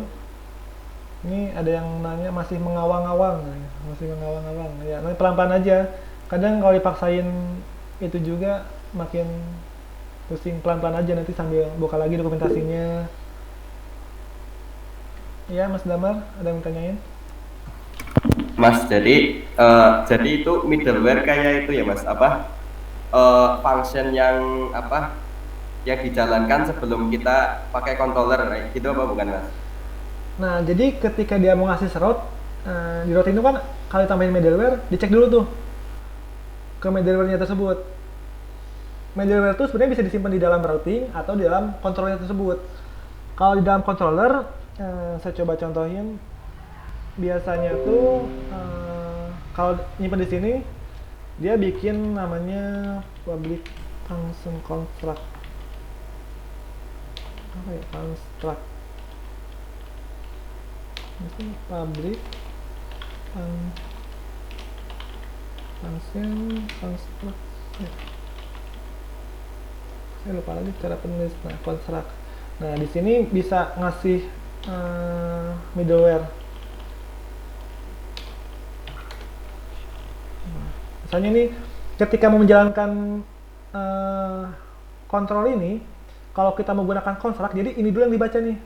Kalau ini udah lolos, baru dia manggil ke dalam apa yang kita panggil. Kalau ke index ya ke index, tapi kalau ke create ya ke create.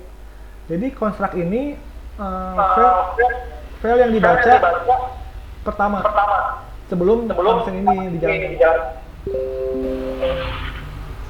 Tergantung inputnya apakah di route atau di langsung di controller. Berarti kayak sekuritas ya? Iya, bisa jadi kayak sekuritas bacakan dulu.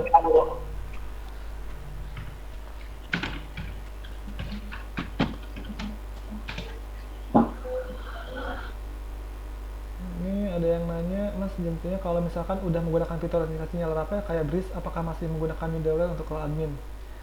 Ya, jadi untuk Breeze itu kan sebenarnya dia untuk ada fitur login, register dan lain. Tapi untuk hak aksesnya ya kita masih menggunakan middleware.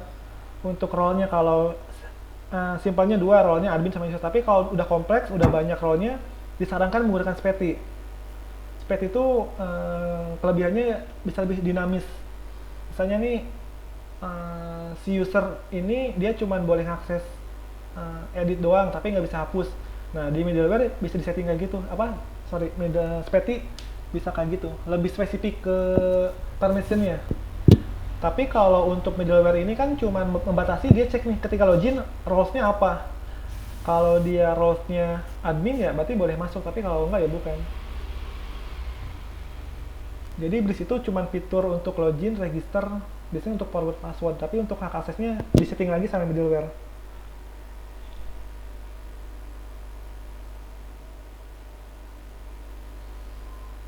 Oke, teman-teman yang lain mungkin ada yang nanya lagi? Ini cara apa? Cara si servernya tahu si usernya ini admin atau bukan ini dari mana Mas? Bukan maksudnya. Datanya itu loh. Data semisal si usernya visit ke website kita. Nah si servernya itu tahu si usernya ini admin, ya itu berarti gimana itu Mas caranya? Nah di sini saya kasih contoh yang project yang tadi aja ya, sebentar. Kita menggunakan yang ini apa nih?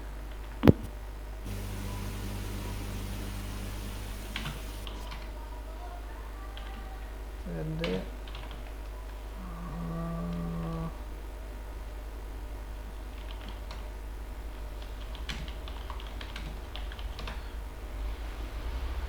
kita testing untuk mengetahui siapa login yang login tuh roles-nya apa. Nah, misalnya di sini nanti kita membuat di dalam misalnya dashboard user ini kita di debug nih loginnya apa. Dd out user.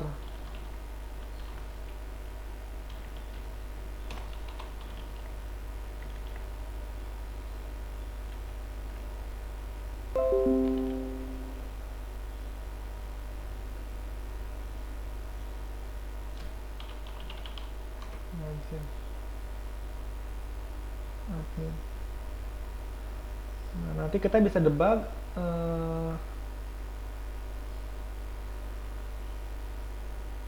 oh, outnya belum kepanggil. Coba sebentar, di sini use out dulu. Out.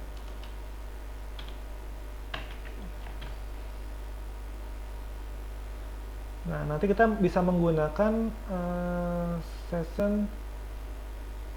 Nah, kayak di sini belum ada roles-nya. Jadi belum ketahuan nih ini roles-nya apa. Nah, untuk ngeceknya tuh ini kan DD out user ini yang login, yang udah login. Tapi kalau dia nggak login, ini nggak bakal muncul.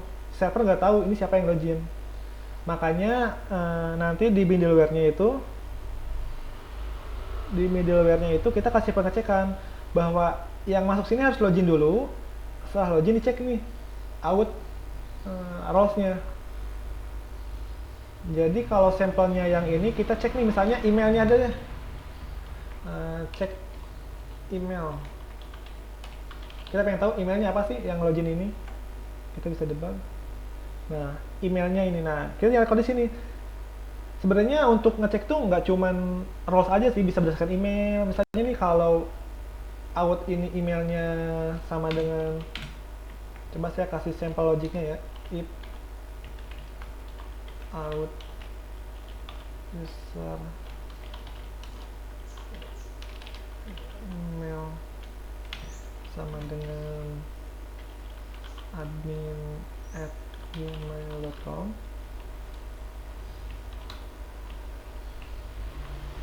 Betul. Anda admin. Kalau bukan, return bukan admin.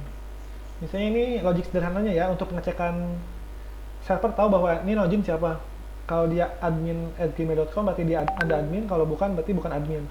Nah, ketika diakses, nah di sini Anda admin karena si email barusan sama dengan ini. Kalau kita ini kalau mau nampilin lagi bisa dicek biar tahu apa sih emailnya. Nah, Anda admin@gmail.com misalnya. Itu untuk pengecekan di sisi sessionnya menggunakan ini. Paling itu aja Mas yang bisa saya jawab. Mungkin masih belum paham. Terima kasih Mas. Oke, yang lain ada waktunya. Masih ada lagi? Kalau nggak ada kita lanjut dulu ya. Nah, di sini contohnya request. Request nanti studi kasusnya tuh misalnya nih, nah contohnya di sini dulu. Ini kan kita nampung semua request. Kita bisa debug requestnya, semua request yang mau di-create gitu. Jadi pastiin dulu sebelum mau create data tuh kita debug dulu nih datanya sesuai nggak. Contohnya di sini di user mau nge-store atau mau nyimpan. Contohnya kita ini aja mau nambah user. Nah, misalnya ini namanya ini, emailnya ini, passwordnya bla bla bla, nah bla bla bla contoh. Nah, ini hasil respon requestnya yang dikirim. Nah, sekiranya ini data udah sesuai semua dengan kolom database kita, oh bener nih namanya masuk, emailnya masuk, passwordnya ada, barulah kita simpen. Tapi di sini biasanya nanti kita gunain validasi dulu nih. Namanya wajib diisi, udah oke, emailnya harus email terus unik, kalau udah oke, passwordnya harus sama, kalau nggak sama dia validasi. Misalnya di sini kalau kita lanjutkan, nah di sini kenapa ada sih passwordnya minimal 8 karakter. Nah sebenarnya kalau ini udah lolos semua, udah kena validasi, baru di sini ada create. Nah setelah create baru dia redirectnya ke dalam user index atau balik lagi ke halaman sini, datanya nambah tapi statusnya ada user berhasil tambahkan, nanti ada sweet alarm gitu.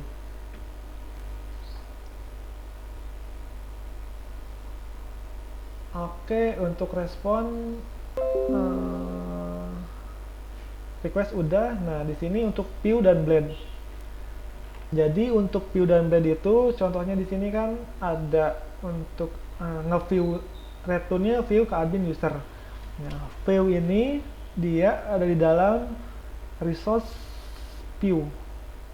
Nah, pastiin semua return view ini ada di dalam sini, nyimpen filenya. Nanti di sini contohnya ada admin, user, index. Berarti dia ada di admin, di user, di index.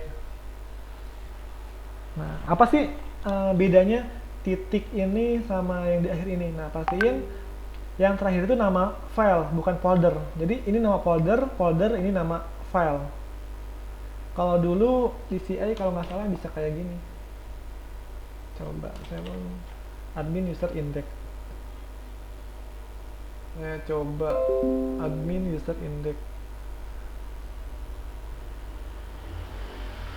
Ya, sebenarnya ini sama nih, mau pakai titik, mau pakai slash, fungsinya sama. Dia dalam folder, folder yang terakhir nama file. Misalnya nih, kalaupun ini kayak gini, berarti setelah admin harusnya ada index filenya. Kalau gini kan, kalau kita refresh pasti error. Nih, dia mencari index, tapi nggak ada, not found. Makanya di sini menggunakan user index. Dia supaya jalan.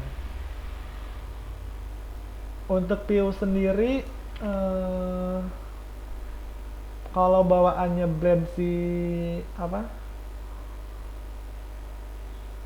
Nah ini untuk bawaan sebenarnya blendnya tuh seperti ini, XApp layout. Cuman saya jarang menggunakan Xlot seperti ini. Biasanya menggunakan standarnya aja. HTML seperti biasa, cuma nanti view ini supaya kita nggak berulang, kita bikin layoutnya satu tapi bisa dipakai berulang-ulang. Seperti layout sama sidebar. Di sini dipindahin ada sidebar untuk admin, nanti ada untuk front end juga. Jadi misalnya nih ketika ada perubahan di sini, kita nggak usah ngebuka halamannya satu-satu, tapi kita fokus aja ke sidebar yang ada di sini. Itu supaya memudahkan untuk maintain juga. Untuk view sama blend ada yang pengen dulu nggak? Atau ada yang belum paham? Jadi view itu yang berhubungan dengan yang tampil di user.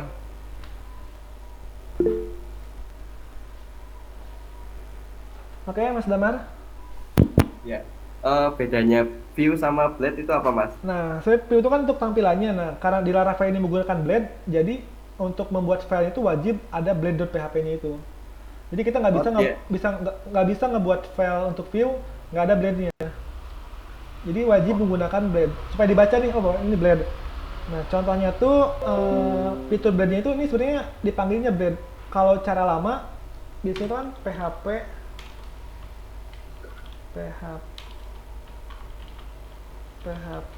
echo.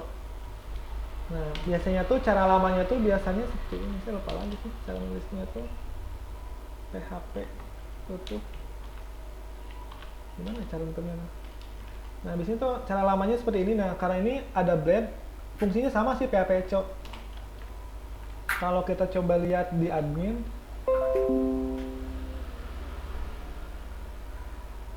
oh kalau ada error di sini nggak kelihatan ininya. PHP echo.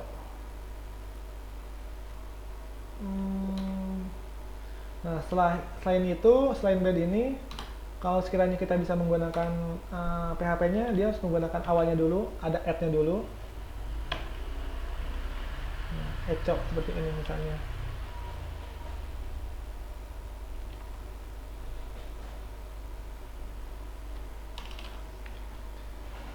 Kadang kalau yang belum yang terbiasa sama CI terus ke ini agak kaku juga sih. Yang biasanya PHP echo apa, sekarang cukup menggunakan ini blade ini udah bisa kepanggil.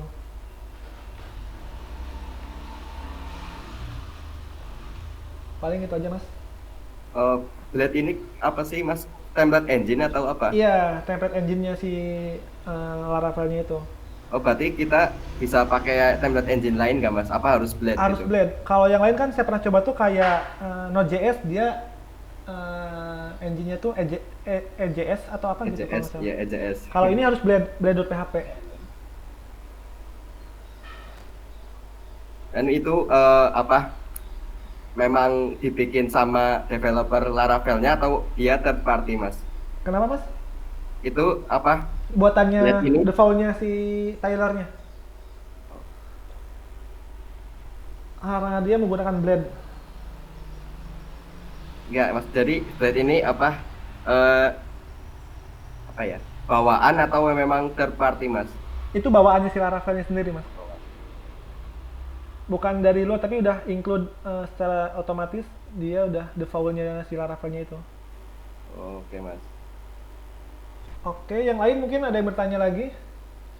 Mungkin takutnya masih penasaran tapi malu bertanya. Kadang kayak gitu sih kalau baru-baru.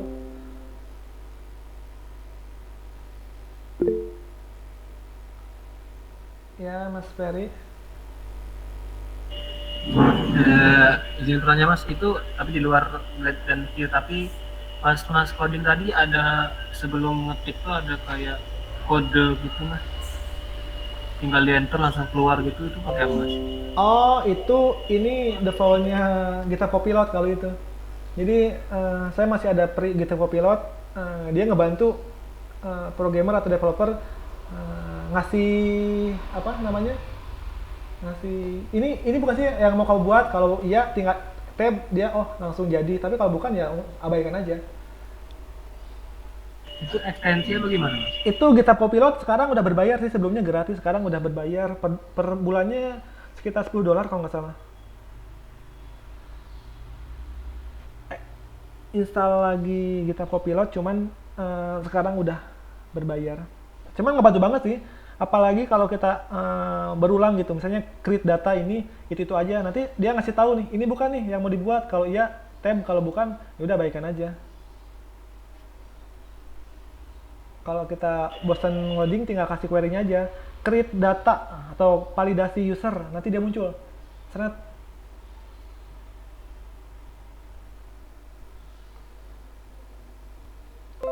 Yang tadi seperti misalnya kayak gini ya, saya kasih tahu misalnya PyDev. Nah, dia kayak gini ya. Iya mas, Nah, keren banget. ini bawaannya Copilot sih. Kalau iya tab, kalau bukan ya abaikan aja. Kalau bukan ya udah cuekin aja. Dia cuma ngasih. Gak ada yang gratis sih mas. Sekarang kayaknya nggak ada. Dulu nungguinnya berapa bulan? 6 bulan kalau nggak salah.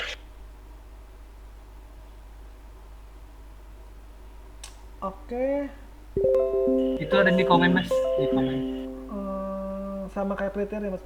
Kalau Prettier tuh kan sebenarnya dia merapihkan kode yang udah ada. Kayak tadi misalnya nggak rapi tuh tampilannya, dia start di save otomatis ngerapi sendiri. Cuman saya pun agak bingung, nggak semuanya PHP atau HTML, ada beberapa yang nggak otomatis juga. Nah kalau snippet tuh sebenarnya ya kayak snippet misalnya Bootstrap misalnya, nanti ketika kita ngeketik mau ngebuat card, dia muncul tuh snippetnya apa aja, misalnya warnanya warna apa. Cuman kalau ini lebih spesifik kebiasaan kita ngoding sih sebenarnya. Dia istilahnya ngerekam apa aja sih yang biasa kita coding atau yang ada di GitHub apa aja, nanti dia ngasih referensinya. Tuh ada yang referensiin pakai Tabin juga bisa, tapi berbayar juga, sama-sama berbayar berarti. Soalnya masih banyak yang nyari yang gratis, cuman belum nemu juga tuh. Kayaknya kalau ada yang gratis laku banget tuh. Oke, kalau nggak ada lagi, saya lanjut untuk Eloquent. Nah, sebenarnya Eloquent sama Query Builder ini dia kayak kamu saya tuh kayak adik kakak sih. Jadi di dalam Eloquent ini dia di bundle Query Builder. Misalnya contoh Eloquent, Nah, di sini kita menggunakan Eloquent ngeget. Misalnya contohnya testing data user all Dede. Kita coba ini. Nah, dia ngambilnya Eloquent seperti ini. Dia ngambil data user. Nah, kalau pakai ini kasih note misalnya nih Eloquent. Kalau query builder. Nah, ini dia udah ngasih tahu nih apa yang kita cari. Query builder, data, tabel, user. Ini komen dulu. Nah, di sini dia error karena DB ini belum di use atau belum dipanggil. Di sini kita use dulu. Nah, kayak barusan ada infonya di tab langsung masuk ke atas atau ke import. Ketika di get, nah dia sama tuh ya. Cuman cara ininya ada yang langsung model seperti ini, Eloquent, ada yang query builder seperti ini. Cuman ada plus minusnya sih. Maksudnya ada saya sendiri pun biasanya kalau di pengen simple ya kita menggunakan Eloquent. Cara kode lebih elegan, lebih simple. Tapi ada beberapa relasi, kalau semakin banyak relasi, data semakin banyak biasanya pakai query builder. Karena untuk joinnya kalau banyak si Eloquent dia nggak bisa nge-handle. Makanya dipaksain juga nanti pakainya query builder.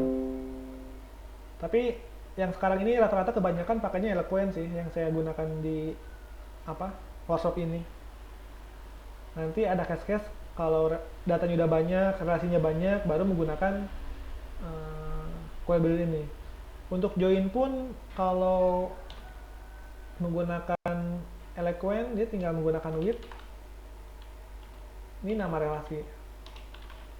Nama relasi. Nah, relasinya dibuat dulu di dalam modelnya. Relasinya apa? Misalnya di sini kita buat function nama relasi. Misalnya di sini nama public function post misalnya. Di sini relasinya Hasmani. Nah, di ini pun kita tinggal manggil di sini post. Cukup nanti relasinya ada. Tapi kalau menggunakan query builder di sini harus join dulu, join dulu. Nah, terus apa yang di-selectnya, misalnya joinnya user ID sama post user ID lebih panjang dibanding yang Eloquent. Tapi sebenarnya dalam Eloquent ini dalamnya ini juga sih, cuma lebih simpel aja. Oke, untuk Eloquent sama itu aja. Ada yang tanya dulu nggak tentang Eloquent sama query builder ini?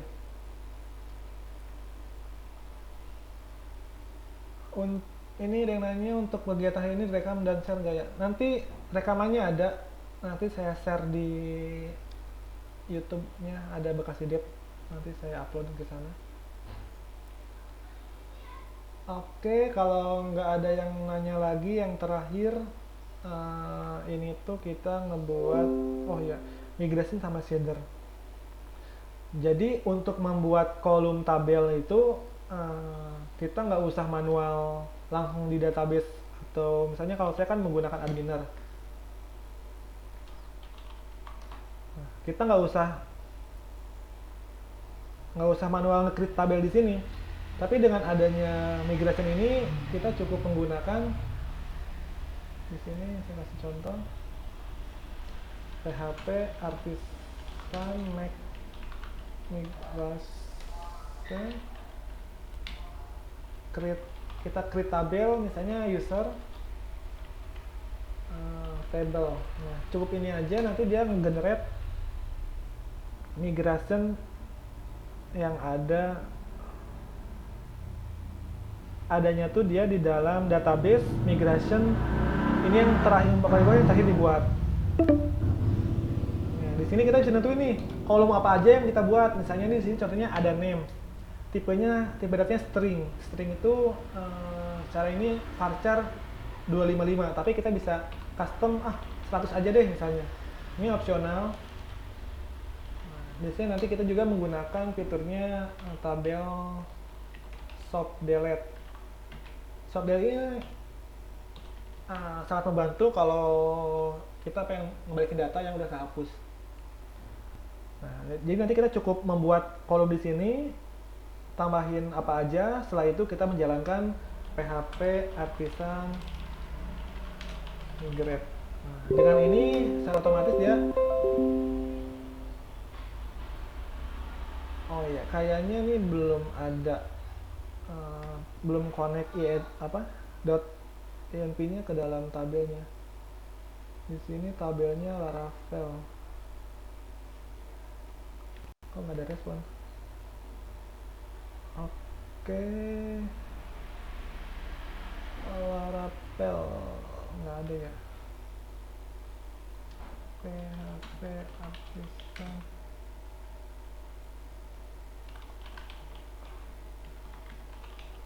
Clear.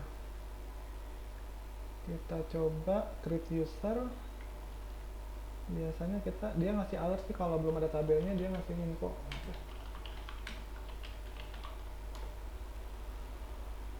Kok PHP migrate gak ada respon ya? Coba ngechat, coba ulangi lagi, buka projectnya. PHP artisan. Nah, di sini ketika nama database-nya belum ada, dia ngasih info nih. Apakah mau langsung ngebuat? Kalau belum ada, kalau yes berarti nanti otomatis di-generate. Nah, dia generate ini terus nge-tablet usernya juga. Di sini nama Laravel create migration table. Coba kita buka, di refresh dulu. Kok nggak ada ya? Laravel, mana nih Laravel new? Ini bukan. Wah, itu masuknya kemana tuh Laravel itu? Infonya preparing database create migration table. Tapi di sini kenapa dia nggak ada? Laravel new bukan.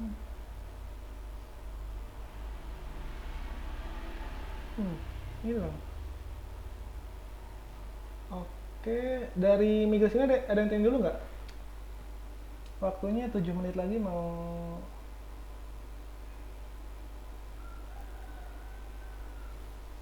Mas, kalau ngeliatnya banyak virus gimana? Misalnya pakai cek itu infonya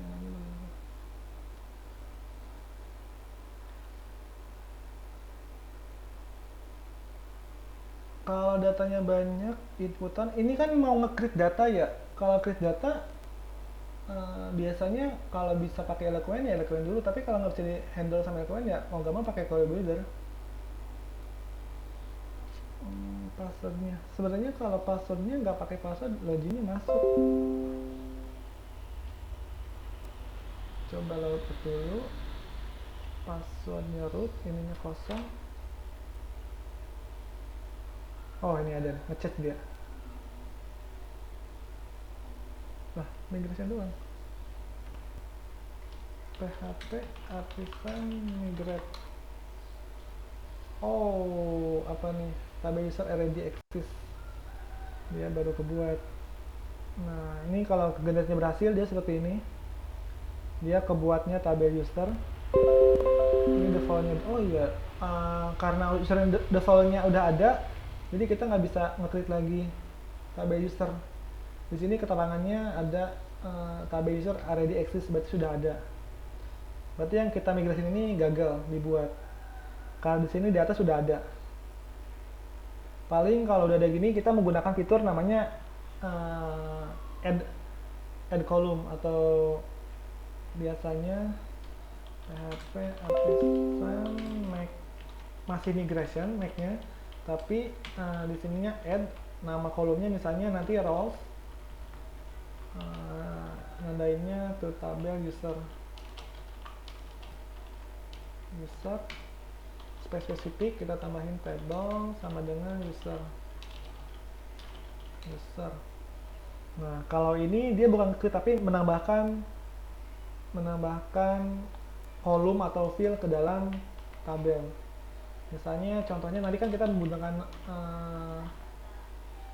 tabel rows, tabel string rows. Nah otomatis kalau pakai kita copyright dia ngasih tahu stringnya harus defaultnya user. Yang ini kita delete dulu. Nah sama di sini ada down, jadi kalau nanti di rollback apa dia ngebalikin lagi rowsnya. Tabel drop down, drop column dihapus. Kalau dibalik ini kan down itu dijalankan, kalau up ngerollbacknya lagi. Menggunakannya sama, setelah kita ngebuat migration kita menjalankan php artisan migrate. Nah kita akan menambah di sini sukses untuk nambah rows ke user. Kita bisa langsung cek ke dalam usernya ada nggak show. Nah di sini nambah rows. Oke, sampai sini ada yang tanya lagi? Mungkin ini selanjutnya masih ada PR yang apa? Seeder nanti saya lanjutin ke pertemuan selanjutnya aja deh, satu lagi nih. Soalnya waktunya juga mau habis. Nanti seeder lanjutin di sini.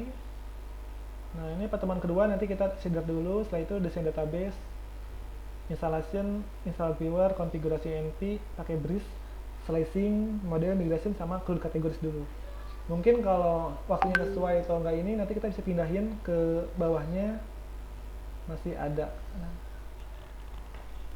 sampai sini teman-teman ada yang tanya dulu sebelum waktunya habis?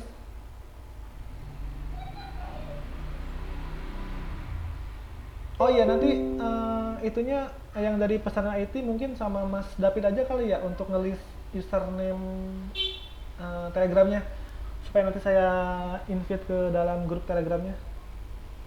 Iya Mas.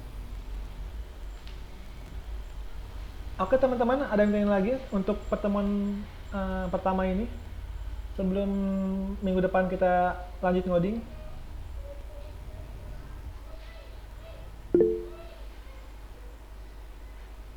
Ya Mas Damar. Untuk security-nya nanti gimana Mas? Kenapa Mas? Maaf suaranya agak ini. Untuk apa keamanannya atau security-nya apa nanti dibahas atau tidak? Kalau untuk security-nya nggak sampai detail sih. Paling yang dibahas ya tadi middleware untuk ngebatasin itu.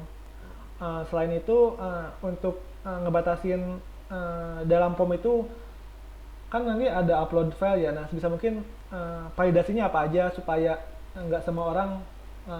Saya pernah lihat contohnya itu ngasih file PHP gitu, jadi ke dalam servernya nanti bisa kebaca gitu PHP-nya itu. Nanti di sana sedikit-sedikit dibahas untuk membatasi supaya user nggak boleh sembarangan akses atau ngirim file gitu.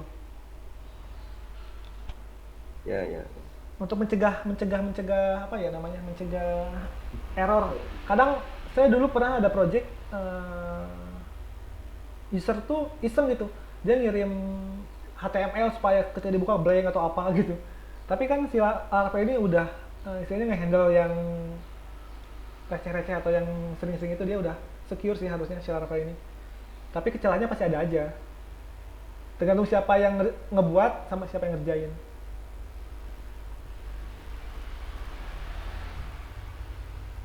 Oke, mungkin yang lain teman-teman, kalau nggak ada yang bertanya lagi, mungkin itu aja dari saya.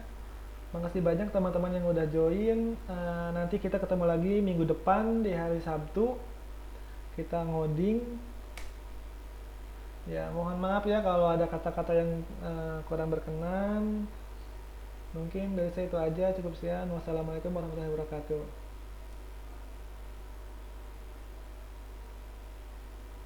Waalaikumsalam warahmatullahi wabarakatuh. Terima kasih Bang Ijang.